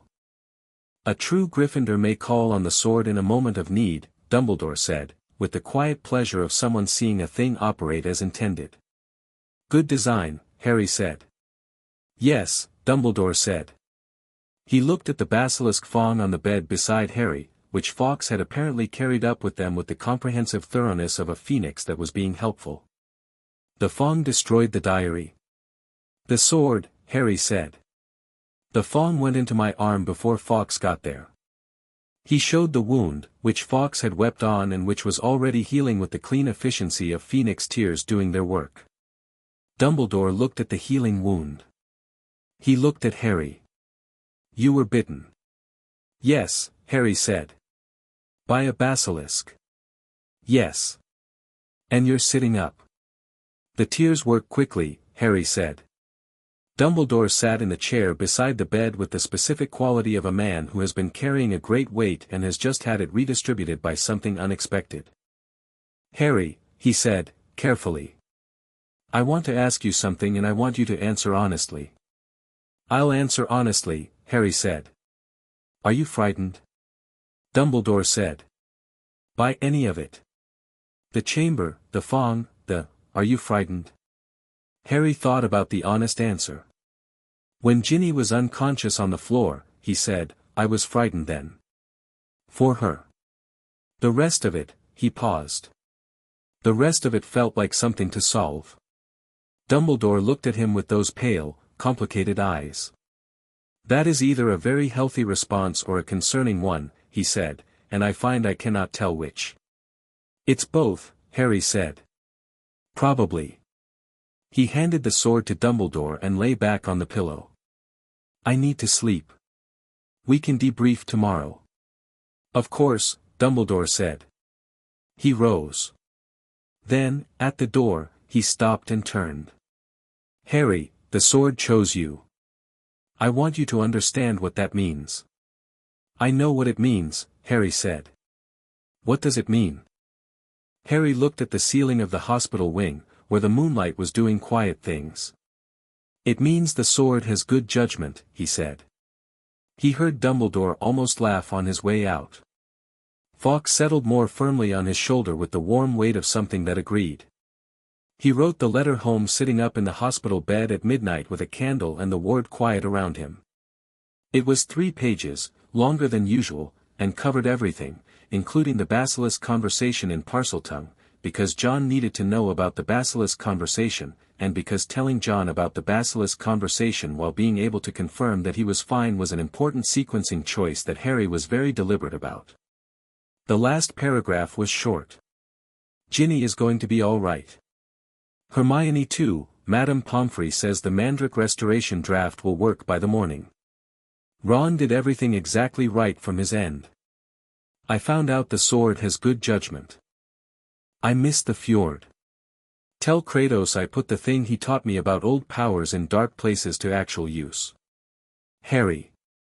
He sealed it and put it on the bedside table for Leonidas to take in the morning, and lay back and looked at the ceiling, and the moonlight through the high windows was silver and calm, and somewhere in the pipes below the school a basilisk slept in the dark with the patience of something that had been spoken to as itself, and the diary was ash and riddle was gone and there was a fawn on the bedside table that was going to be useful someday. He was 12 years old and something in him that had been building since a cupboard under a staircase and a hotel room in Guildford and a ridge in Norway and a flat rock near the trees and 47 cups that eventually stopped breaking had become, quietly and completely, exactly what two men had spent 7 years helping it become. He closed his eyes. He slept. Chapter 6. What we are made of. The graveyard came at the end of 4th year, and it came the way the worst things came, out of a clear sky, at the moment when everything else was going right. Harry had won the Triwizard Tournament. Not technically, the cup had been a portkey, and the real prize had turned out to be a graveyard in Little Hangleton and everything that followed, but he'd moved through the tournament the way he moved through most things now, with the patient, methodical intelligence of someone who had been trained to treat impossible obstacles as logistics problems rather than emotional events. The first task had been a dragon, and Harry had looked at the dragon from the tent with the cool assessment of someone who had sparred with Kratos and found a full-grown Norwegian ridgeback about 3 tiers below that on the difficulty scale, and had flown the task with a combination of genuine skill and the specific kind of fearlessness that made the crowd go very quiet because it didn't look like performance. The second task had been underwater, and Harry had spent 20 minutes in the Black Lake in February finding Ron among the things taken and carrying him back with the economic efficiency of someone who had swum fjords in Nordic winter and found the lake's temperature roughly comparable. The third task had been the maze, and here Harry had been most fully himself, moving through it with the mapped intelligence of someone who had grown up learning to read terrain, helping Cedric Diggory twice along the way because Cedric was good and Harry was not going to step over good people to get to a finish line. They'd reached the cup together. Harry had looked at Cedric and said, "Take it. You've been here longer, you've done it right." Cedric had said, "We both take it." Harry had looked at the cup and thought about John's voice saying, "Identify the tools, identify the job, identify what's wrong with the situation." Something was wrong with the situation. Not Cedric. Cedric was exactly what he appeared to be. The cup. He'd been about to say it when Cedric touched it first and the pull came and Harry grabbed Cedric's arm automatically rather than release him, and the graveyard arrived around them both with the gut punch immediacy of portkey travel. He'd known where they were before they landed fully. The cold, the dark, the smell of old stone and turned earth and something medicinal and wrong. He'd pulled Cedric behind a gravestone in the first 3 seconds with the practiced movement of someone for whom cover was instinct, and Cedric, to his considerable credit, didn't ask questions and moved. "Portkey," Harry said quietly. "I gathered," Cedric said, pale but steady. "Someone set this up. This isn't a tournament thing." "Also gathered." "What do we do?" "We see what comes," Harry said. What came was Wormtail. And the bundle in his arms, and the cauldron, and the ritual, and all of it unfolded with the horrifying clinical efficiency of something that had been planned down to the minute, and Harry was watching it and thinking, and when Wormtail pointed the wand at Cedric, Harry was already moving. He was half a second too slow. The green light hit Cedric and Cedric went down and Harry caught him, kneeling in the graveyard dirt with Cedric's body, and the feeling that went through him in that moment was not the cold blankness of a trained response. It was grief, clean and immediate and enormous, and Harry felt it fully, the way he'd been taught to feel everything fully rather than around, and then he set it down deliberately, the way Kratos had taught him, because the situation was still moving and Cedric deserved better than Harry falling apart in the dirt. He set Cedric down gently. He straightened. He looked at Wormtail with eyes that were completely calm and completely cold in the specific combination that people who knew John Wick well would have recognized immediately. "You didn't have to do that," Harry said. Wormtail, already frightened by the cauldron's demands, went slightly white at Harry's tone. "The Dark Lord's orders, the Dark Lord," Harry said, "is not here yet." "Kill the spare," Wormtail said, the words coming out like a recitation, like something he'd been told and was repeating because the original thought was too heavy to hold. Those were the orders. Harry looked at Cedric, this good person, this genuinely good person who had been brought here for no reason except that he'd been in the wrong place and had made the mistake of being decent about it, and something in Harry's chest tightened into something iron and stayed there. Noted, Harry said, and his voice was very quiet. The cauldron erupted. Voldemort's return was a physical event as much as a magical one. The body that emerged from the cauldron was not the barely present shade of Quirrell's back of head or the memory ghost of Tom Riddle's diary. This was a real body, resurrected by ritual, and the magic in it was old and vast and specific in the way that things which had been accumulating for decades were specific, dense, layered, the product of a very long and very determined will. He was tall and pale and wrong in the way all the stories said, and he stood in the graveyard with the rain beginning to fall and looked at Harry across the dark with the recognition of two things that had been pointed at each other since before either of them could have articulated it.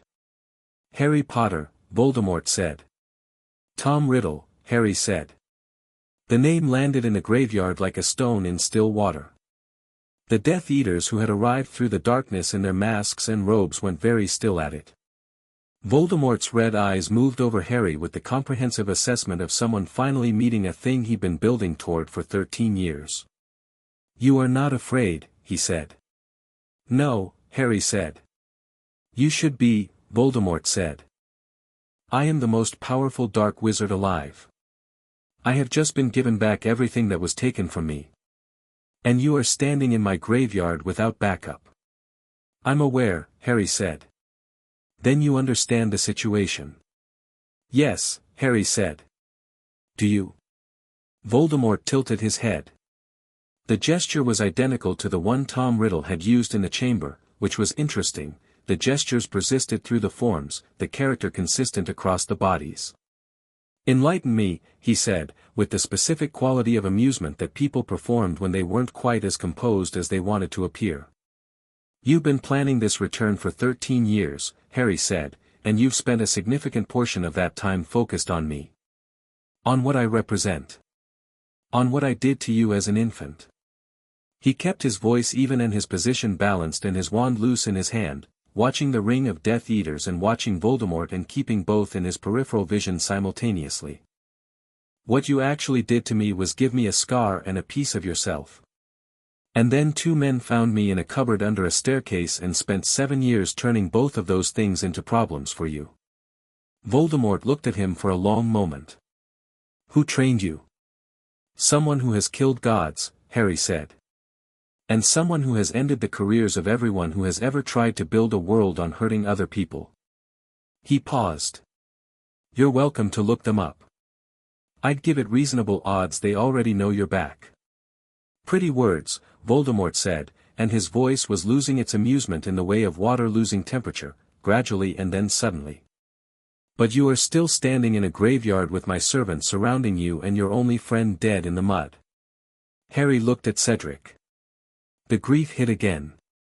He let it hit. Then he said, very quietly, you didn't need to kill him. I needed you to understand the stakes, Voldemort said.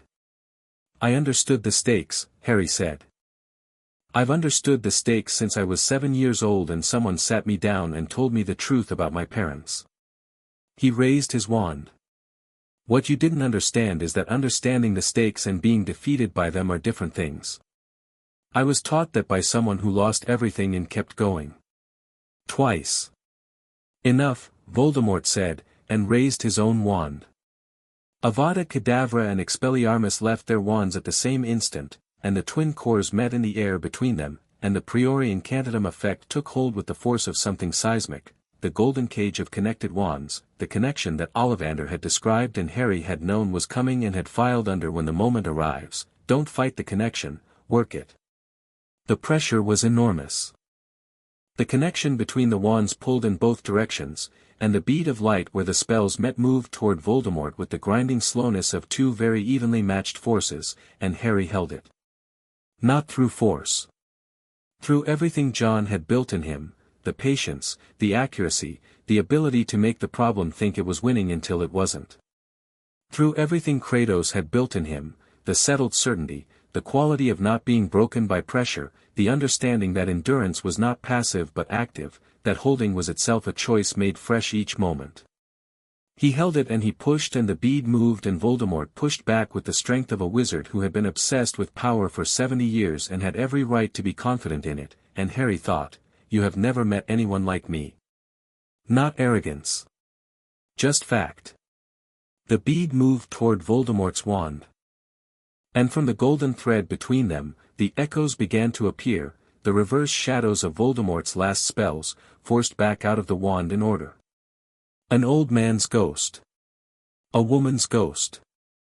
A man's ghost, and something in Harry recognized the shape of him even without having seen him in life, the messy dark hair, the easy stance, the look on the ghost's face that was looking at Harry with something that mixed grief and relief and love in the specific combination that could only come from a parent. James Potter looked at his son. "Don't let go," James said. "When it breaks, run for the cup. Don't stop." Harry didn't let go.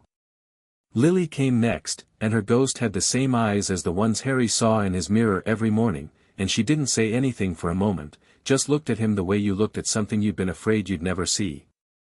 "We're proud of you," she said. Harry's hands were shaking. Not from the connection, from this. "I know," he said, and it came out very steady. "I know you are. When it breaks," she said, "run." "Yes," Harry said. He let the connection go. The golden cage exploded outward with the force of a detonation, and in the chaos of it Harry was already moving, not away, not retreating, but in the specific direction of the problem.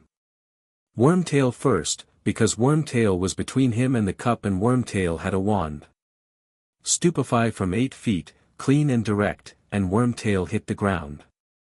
The nearest Death Eater lunged and Harry ducked under the spell with the footwork that Kratos had called acceptable the first time and had added 17 qualifiers to since, and came up inside the Death Eater's range and used an elbow in the way John had taught him for exactly these dimensions of engagement, and the Death Eater sat down heavily. Another one. Expelliarmus, the wand taken from the air, a weapon neutralized and a tool gained. Another one. Stupefy. Another one.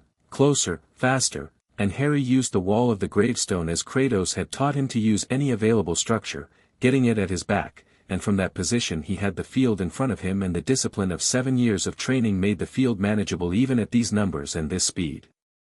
Voldemort, recovering from the Priori Incantatem disruption, turned his full attention back to Harry. And Harry was already at the cup. He could feel Voldemort's Avada Kedavra coming the way you felt the air pressure change before a storm, that particular quality of attention from behind him that was pure lethal intent, and he dove and grabbed the cup and rolled and the green light hit the ground where he'd been and the gravel sprayed, and the portkey caught him and the graveyard dissolved. He landed on the Hogwarts grounds with the abruptness of all portkey arrivals, the world snapping back into itself around him, and he was still holding the cup and he was still holding Cedric. He'd gone back for Cedric. He hadn't decided to. He'd done it, the way he did things that came from the marrow rather than the mind. He'd seen the body and he'd known he wasn't leaving without him, because Cedric's parents were somewhere in the crowd and Cedric had said we both take it and Harry was not leaving without him. He was on his knees on the grass with Cedric beside him when the crowd's noise changed, the roar of the crowd realizing the champions had returned, and then the quality of that noise changing as people got close enough to see, and then the specific terrible quiet of a crowd that has encountered death unexpectedly and does not know yet what to do with it. Dumbledore was there in seconds. McGonagall. Fleur Delacour's cry from somewhere behind him. The Diggories, and that was the part Harry felt land most heavily, the sound of Amos Diggory saying his son's name with the particular falling quality of a word that had gone from a name to something else in the space of a breath. Harry looked at Amos Diggory and could not fix this. Could not make it better, could not make it not have happened, could not retroactively be half a second faster. He had done what he could do and it had not been enough for this one thing, and he was 14 years old and the full weight of that with no insulation from it. He didn't try to insulate himself from it. He sat with it, on the grass, in the noise and the chaos, because Cedric deserved to be sat with for a moment before the world's machinery started processing the event. Dumbledore crouched beside him. Not speaking yet. Just being there. He's back, Harry said, after a moment. Voldemort. Full body. Little Hangleton, a graveyard. He used my blood. He looked at his arm where Wormtail had cut him. He said he wanted me to know the stakes. He killed Cedric to show me the stakes. Dumbledore was very still. I broke the connection and got out, Harry said. I took Cedric. He looked at Dumbledore. The Death Eaters had masks, but I'll remember every wand movement I saw. I can give you that. All of it. Harry, I'm fine, Harry said. Not dismissing the question. Answering it accurately. I'll be not fine in a few hours probably, and then I'll be fine again. But right now I'm fine and I have information you need. Dumbledore looked at him for a long, complicated moment. Then he said, very quietly, I know. The hospital wing again. Fourth time in 4 years, which Harry found mildly amusing in the dark humor way he developed for the category of things that were alarming if you didn't find them slightly funny. Madame Pomfrey treated the arm and the various graveyard-acquired injuries with the thorough displeasure of a woman who had been told this boy was supposed to be in school and kept finding him in states that suggested a different definition of school.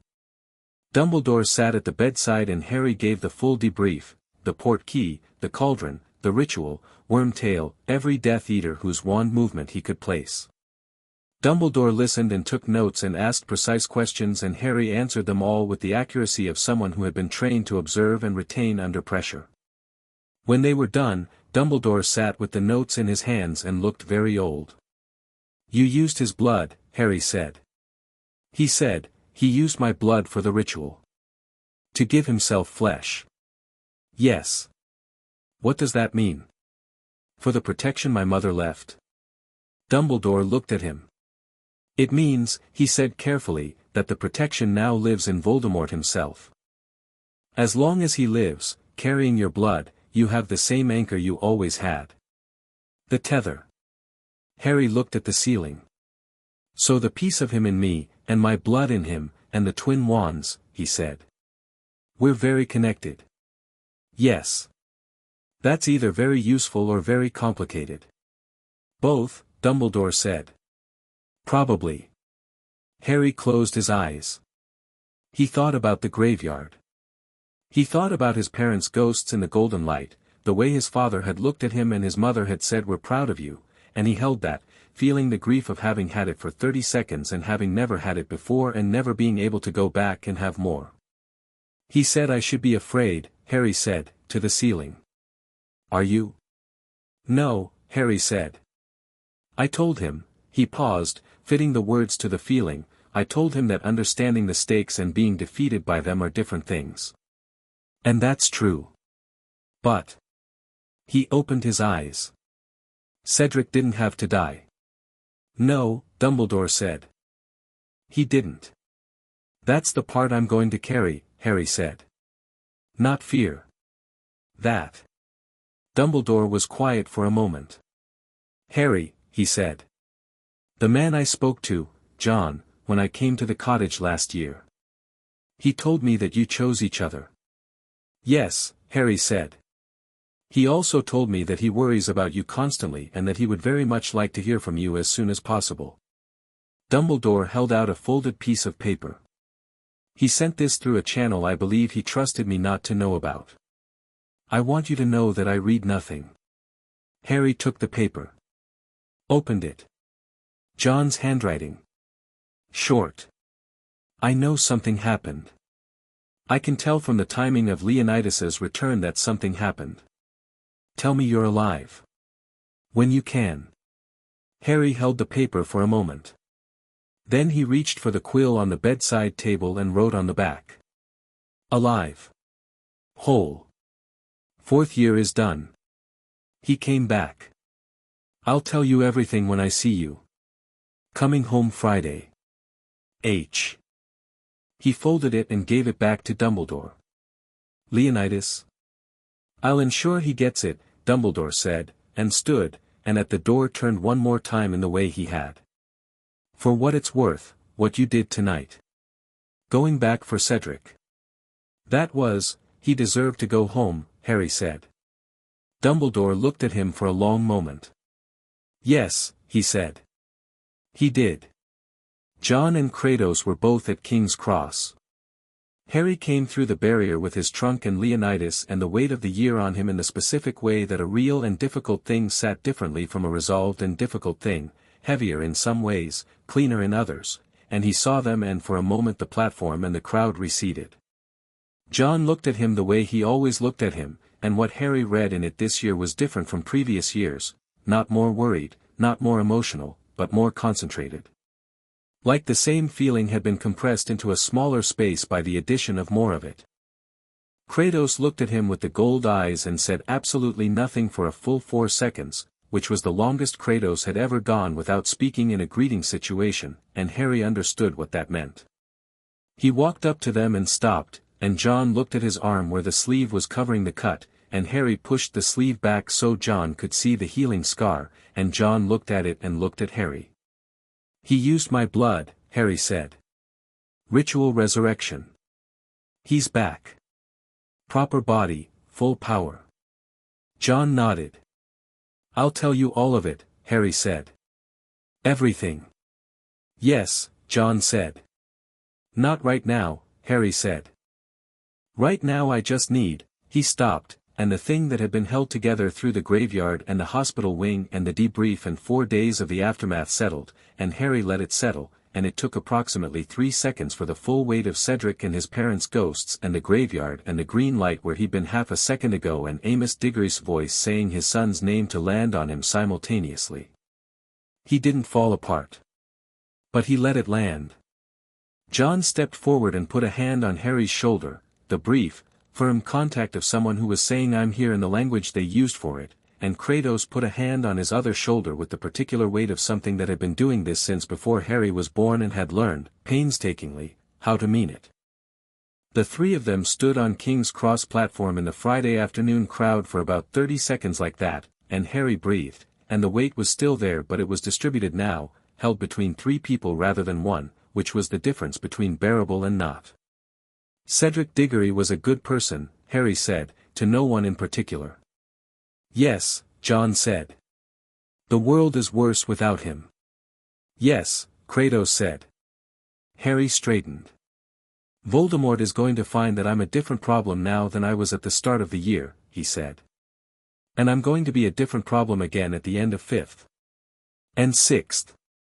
And by the time we actually have to end this, he's going to realize he spent 13 years building towards someone who was being built against him the whole time. Yes, John said. I'm going to need to start thinking about the Horcruxes seriously, Harry said. Not next week. But soon. We'll plan, John said. When you're ready. Harry picked up his trunk. I'm also going to need better defense against the dark arts than Hogwarts is apparently capable of providing, given Umbridge is taking the position next year and Dumbledore warned me she's going to be genuinely obstructive. Dolores Umbridge, John said, with the flat inflection of someone saying a name attached to a file. You know about her? I know about her, John said. Any advice? She operates through institutional authority, John said. She believes the authority is the power. It isn't. He picked up Harry's trunk with one hand.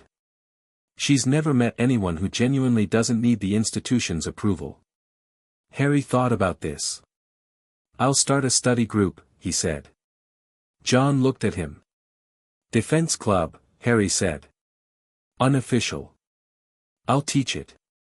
Kratos made a sound that was the closest thing to a laugh that Kratos ever produced, which was a very brief exhale through the nose with a fractional upward movement at the corner of his mouth.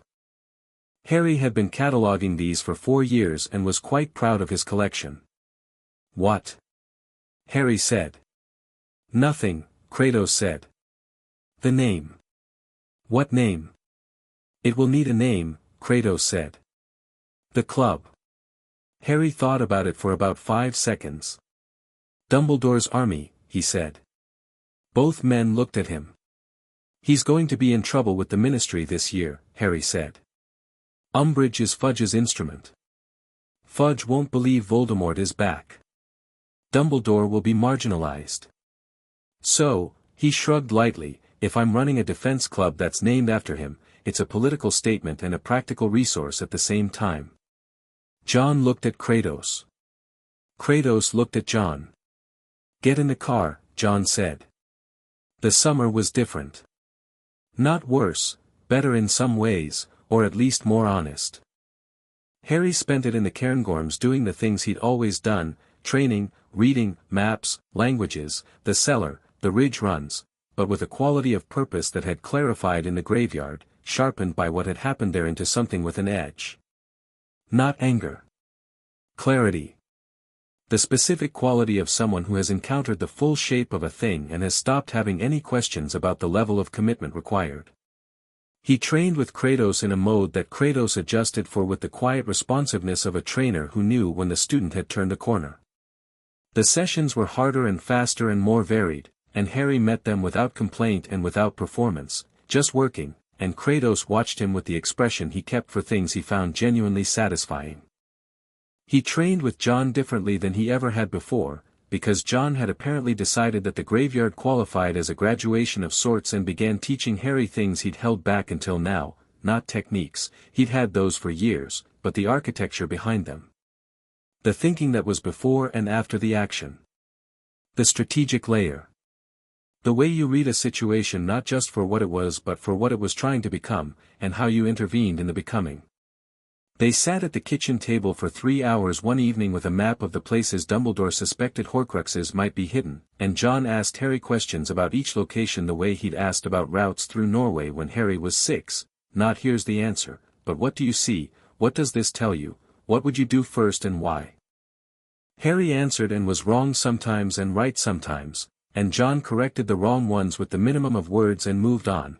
And by the end of the evening Harry had a working theory about the sequencing of the Horcrux search that he would later discover was very nearly correct. Dumbledore will want to do this with you, John said, looking at the map. I know, Harry said. I'm going to let him, for some of it. For some. He's dying, Harry said, plainly. Dumbledore had told him in June, carefully, in the measured language of a man managing an important conversation, but Harry had read it in the blackened hand before the words. The ring Horcrux. He picked it up and the curse in it is going to kill him. He has a year, maybe 2. He wants to show me what he knows before he can't. John looked at the map. He earned the right to show me, Harry said. He spent 20 years working on this. He made choices I don't agree with. He also knows things about Voldemort that no one else knows. He paused. And he told me the truth. Finally. All of it. That matters. Yes, John said. It does.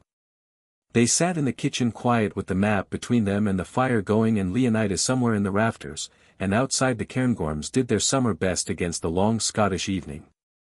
John, Harry said. Yes. When it's done, when Voldemort is gone and the Horcruxes are gone and the peace in my head is gone, he said the last part the way he'd said it since August at 13, when he'd first been told, without flinching and without performing the not flinching, what happens then? What do you want to happen? John said. Harry stopped. I want to teach, he said. Not this specifically. Not like, go through the graveyard and come out fine. But this. He gestured at the map and the room and the years behind it. I want people to be able to do what I can do. I want Neville to be what I can already see he's becoming. I want Hermione to have a world that deserves how good she is at this. I want the magical world to be, less like what it was shaped to be and more like what it could be. That's more than teaching, John said. Yes, Harry said. I know. John looked at him in the firelight, this boy who had been a small, starved child in a cupboard under the stairs and who was now a 14-year-old who talked about reshaping a world with the same practical directness he used to talk about training schedules, and said, then that's what happens. Harry smiled. The full version. You'd be terrible at retirement anyway. I wasn't planning on retiring, John said. Neither was I, Harry said. The last part happened 2 years later, at the end of 6th year, and it happened in 2 places simultaneously. In the astronomy tower of Hogwarts, Dumbledore died. Not the way Harry had feared, not badly, not alone in the dark. Snape was there, and whatever happened in those final moments was the culmination of something that had been planned between them for longer than Harry had been a student, a sacrifice that was chosen rather than extracted, which was the distinction Dumbledore had spent decades failing to extend to others and had finally, in the end, extended to himself. Harry arrived too late. He'd been frozen by a petrificus that Dumbledore had placed on him, the last act of protection, the instinct that had never turned off, and he stood unfrozen in the aftermath with the cold air of the tower moving around him and Dumbledore gone and the school fractured by the Death Eaters who had breached it and were now retreating with Snape, and he stood in it and breathed and let it be what it was. The second place was the Ministry of Magic, where Voldemort and Harry would eventually meet without the mediation of graveyard rituals or possessed teachers or diary echoes. But that was later, and the path to later was a year of hunting, and the year of hunting is its own story. What matters is the end.